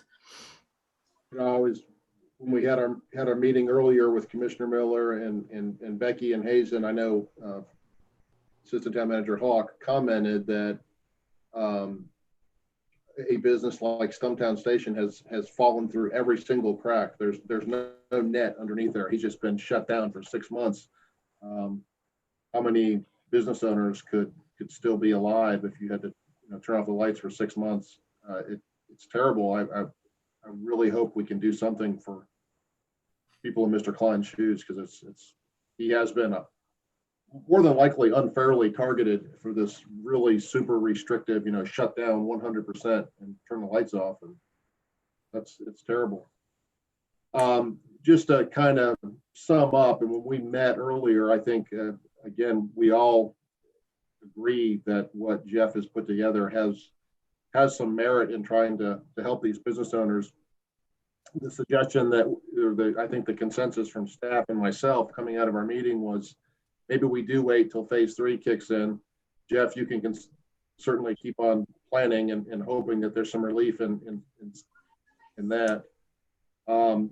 Other ideas that were bandied around just for the benefit of the other commissioners were having something like perhaps a pub crawl where you or business crawl or whatever you want to call it, but you have 20 people come in at a time, socially distanced, and they spend 15 minutes at each business or whatever. Maybe that would be a way to monitor the social distancing, but I agree with Commissioner Crawl a little bit offensive, not that I'm a drinker or nothing, but I don't think crawl should be in the. All right, well, that's just a vernacular. Hazen doesn't like that. Yeah, Commissioner McCool. I do have a slight concern. We did just, take away food truck Fridays, which could happen after the governor's order, and we didn't even table that until after the governor's order. So it seems like, okay, well, we're kind of excluding those food trucks and the businesses that could, be helped by that if the governor's order is lifted. So to say that, well, this new idea is more important than that, something that's already established, I think could maybe sour. Well, So- if I could respond to that. They Go ahead, had to commit to the vendors 60 days in advance, whereas you don't have to commit to the existing restaurants. It's more the truck and the musicians and the support and things like that. That's the way I understood it. Corey, if you want to change that, you're welcome to. No, that's accurate. The other point I wanted to make is I think what Commissioner Urban just suggested is if we pull the town out of it and we just try to be supportive, if we're not directly sponsoring it, then that would be a definitive line in the sand that's different between Food Truck Friday, which is a town event, Beach Fest, which is a town event. If we maybe helped remove some of the stumbling blocks, but didn't actually sponsor the event and the businesses got together and sponsored it, that would be a difference. My suggestion now would be let's wait until September 11th, which will be here very soon, and see what happens with phase 3. And again, I agree with all the comments about, Commissioner Miller's efforts are very laudable. We do want to support these businesses. We do want them to open again soon, and to not go under. And some of them are going to go under if they can't open pretty soon. Thank you. Can I ask one question? And it doesn't have to be answered now. If we're in phase 3, would we consider the street closures of Bank Street and Library Lane, if we're in phase 3? From my perspective, and I'll let Hazen answer, but from my perspective, it would depend on what phase 3 says. I think, Mr. Klein mentioned there's 1,063, I wrote the number down, establishments like his in North Carolina. I can't help but think that the governor's getting a lot of heat for totally closing those businesses down while allowing a place like Seaboard, for instance, to be open. That doesn't seem to be real equitable, or a lot of reasons why you close one and leave the other one open. So maybe there'll be some loosening. Maybe they'll let bars open at 25% capacity or something. Maybe there'll be something in there that will allow Bobby to open back up again. Hazen, did you want to comment on that? Well, it is, I guess there's two things. One, I do like the idea of the town's limited role. The more limited, the better. But somebody said a long time ago with Matthews Alive as an example, even though Matthews Alive is a separate incorporated organization that runs Matthews Alive, people can't separate the two. So I think, what if something bad happens at Matthews Alive, it's going to reflect badly on the town. So that's all the more reason to us to team up with them and make sure everything's smooth. So I just want to be cautious or thoughtful about, let's say, whatever this group puts together, that it fits phase 3, because I don't want to send the police in and pushing people apart or whatever, to kind of embarrassing or hurtful to the businesses or the customers. And then the third thing, which is kind of an interesting dynamic, is we pass these regulations that allows us to serve alcohol in the street, right? In a public street. But the town manager has the authority to close that street. That's not something I'd really relish under COVID-19, right? Like, oh, well, who allowed us to do that? Oh, it's that guy, so awesome. We'd have to have a lot of discussion, I'm not going out on a limb, whether it's for me or the organization or the town. So we'd have to have a lot of discussion about, okay, here's how we're going to go forward, just be totally transparent with each other and the community. For the record, what is the date that that the third level or whatever will be this? Is it the 11th? Mine is October 17th, and our in-person meeting might be September 28th. When does the governor make his next proclamation? 11th or 9th. Which we know. I think he'll make his proclamation of whatever they're going to do, but I don't think it'll be effective for like a week or so until they get everything in order. That's how they did it the last time, if I'm not mistaken. Isn't that correct? Yeah, but to Jeff's point, it'd still be well in advance of October 17th or whatever, so right. It'd be plenty of time. Mayor, I'm in agreement with Hayes. You cannot separate anything that the businesses do the town is going to be involved because you're going to have the police there to monitor it for, you just can't have a party and no monitoring. So, but at the same time, I'm in agreement. Let's wait and see what phase 3 says. How much that would loosen things up and that could answer a lot of our questions that for our small business. And I feel the pain and I know what it is, but at the same time, I feel where we are in this pandemic virus. But you cannot separate, you can't count the town out of anything that they do downtown. We are involved. And this council and us are involved as well too. So we got to monitor and make sure we do what we know is best for everybody, citizens as well as business as well. But it's a good effort, Jeff, and I know how you feel. Jeff, it sounds like the consensus is for us to wait at least until the 11th, which I think is the date. I haven't looked at my. It is. It's 11, 5 p.m. 5 p.m. on 11th, and we'll see what the governor says, and hopefully there'll be some loosening where appropriate if the numbers indicate that, and then maybe we revisit this at when's our next meeting? The 14th. We're meeting on the 14th, right? I think that's correct, Mayor. Okay. Yes, we have a meeting on the 14th. So if he makes a proclamation on the 11th, we can discuss it on the 14th and maybe revisit this. All right, very good. Thank you. Sound like a plan? Yeah. All right. Move on to item number 11, the mayor's report. Mine will be short and sweet this time. This past Friday, at the request of Maureen, I videoed a small PSA that was posted on the town website. I touched briefly on, so the difficulty of the times we're living in, some of the racial tensions we're under right now. And I also reminded everyone about COVID and to, socially distance, the 3 W's, wash your hands, wait 6 feet apart, et cetera. And I just want to say, we got a lot of views on that. And I know Maureen and the town are continually looking for new content for the website. The website gets stale if it looks the same every time people stop visiting. So I'll extend the offer once again. If any of you would like to make a similar type video about COVID or anything dear to your heart that's the town is involved with, certainly can arrange that. Mine was filmed by my son on a cell phone, so it doesn't have to be real fancy.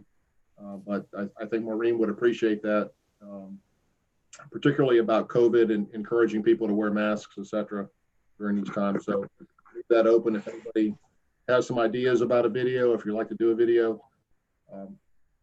If we wanted to get really crazy, we could do a TikTok type video like Chief Pennington did, some of the more humorous ones they did. That'd be kind of fun with the commissioners.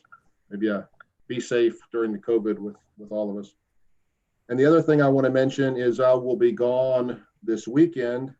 I'm headed to Columbia, Missouri to the wedding of my daughter, Summer. She's going to tie the knot this weekend. So real happy about that.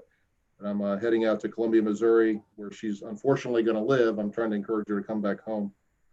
But she's marrying a nice young fellow there, and looking forward to that. That's all I have for the mayor's report. Mr. Attorney, do you have a report? Well, mine is not as exciting as that last part of yours, but I have no report. Very good. Thank you. Hazen, do you have a report? No, sir. I'll entertain a motion to adjourn. So moved. Motion by Commissioner Miller. Second by who? Me. Commissioner Whitley. Take a roll call vote, which is just crazy. Mayor Pro Tem Garner. Yes. Commissioner Bland. Yes. Mr. Whitley. Yes. Commissioner Miller. Yes. Commissioner McCool. Yes. Commissioner Urban. Yes. All right, and I vote yes as well. You all have a good night, and I appreciate you. Talk to you later. Thank you, Love everybody. you guys. Stay safe. Bye-bye.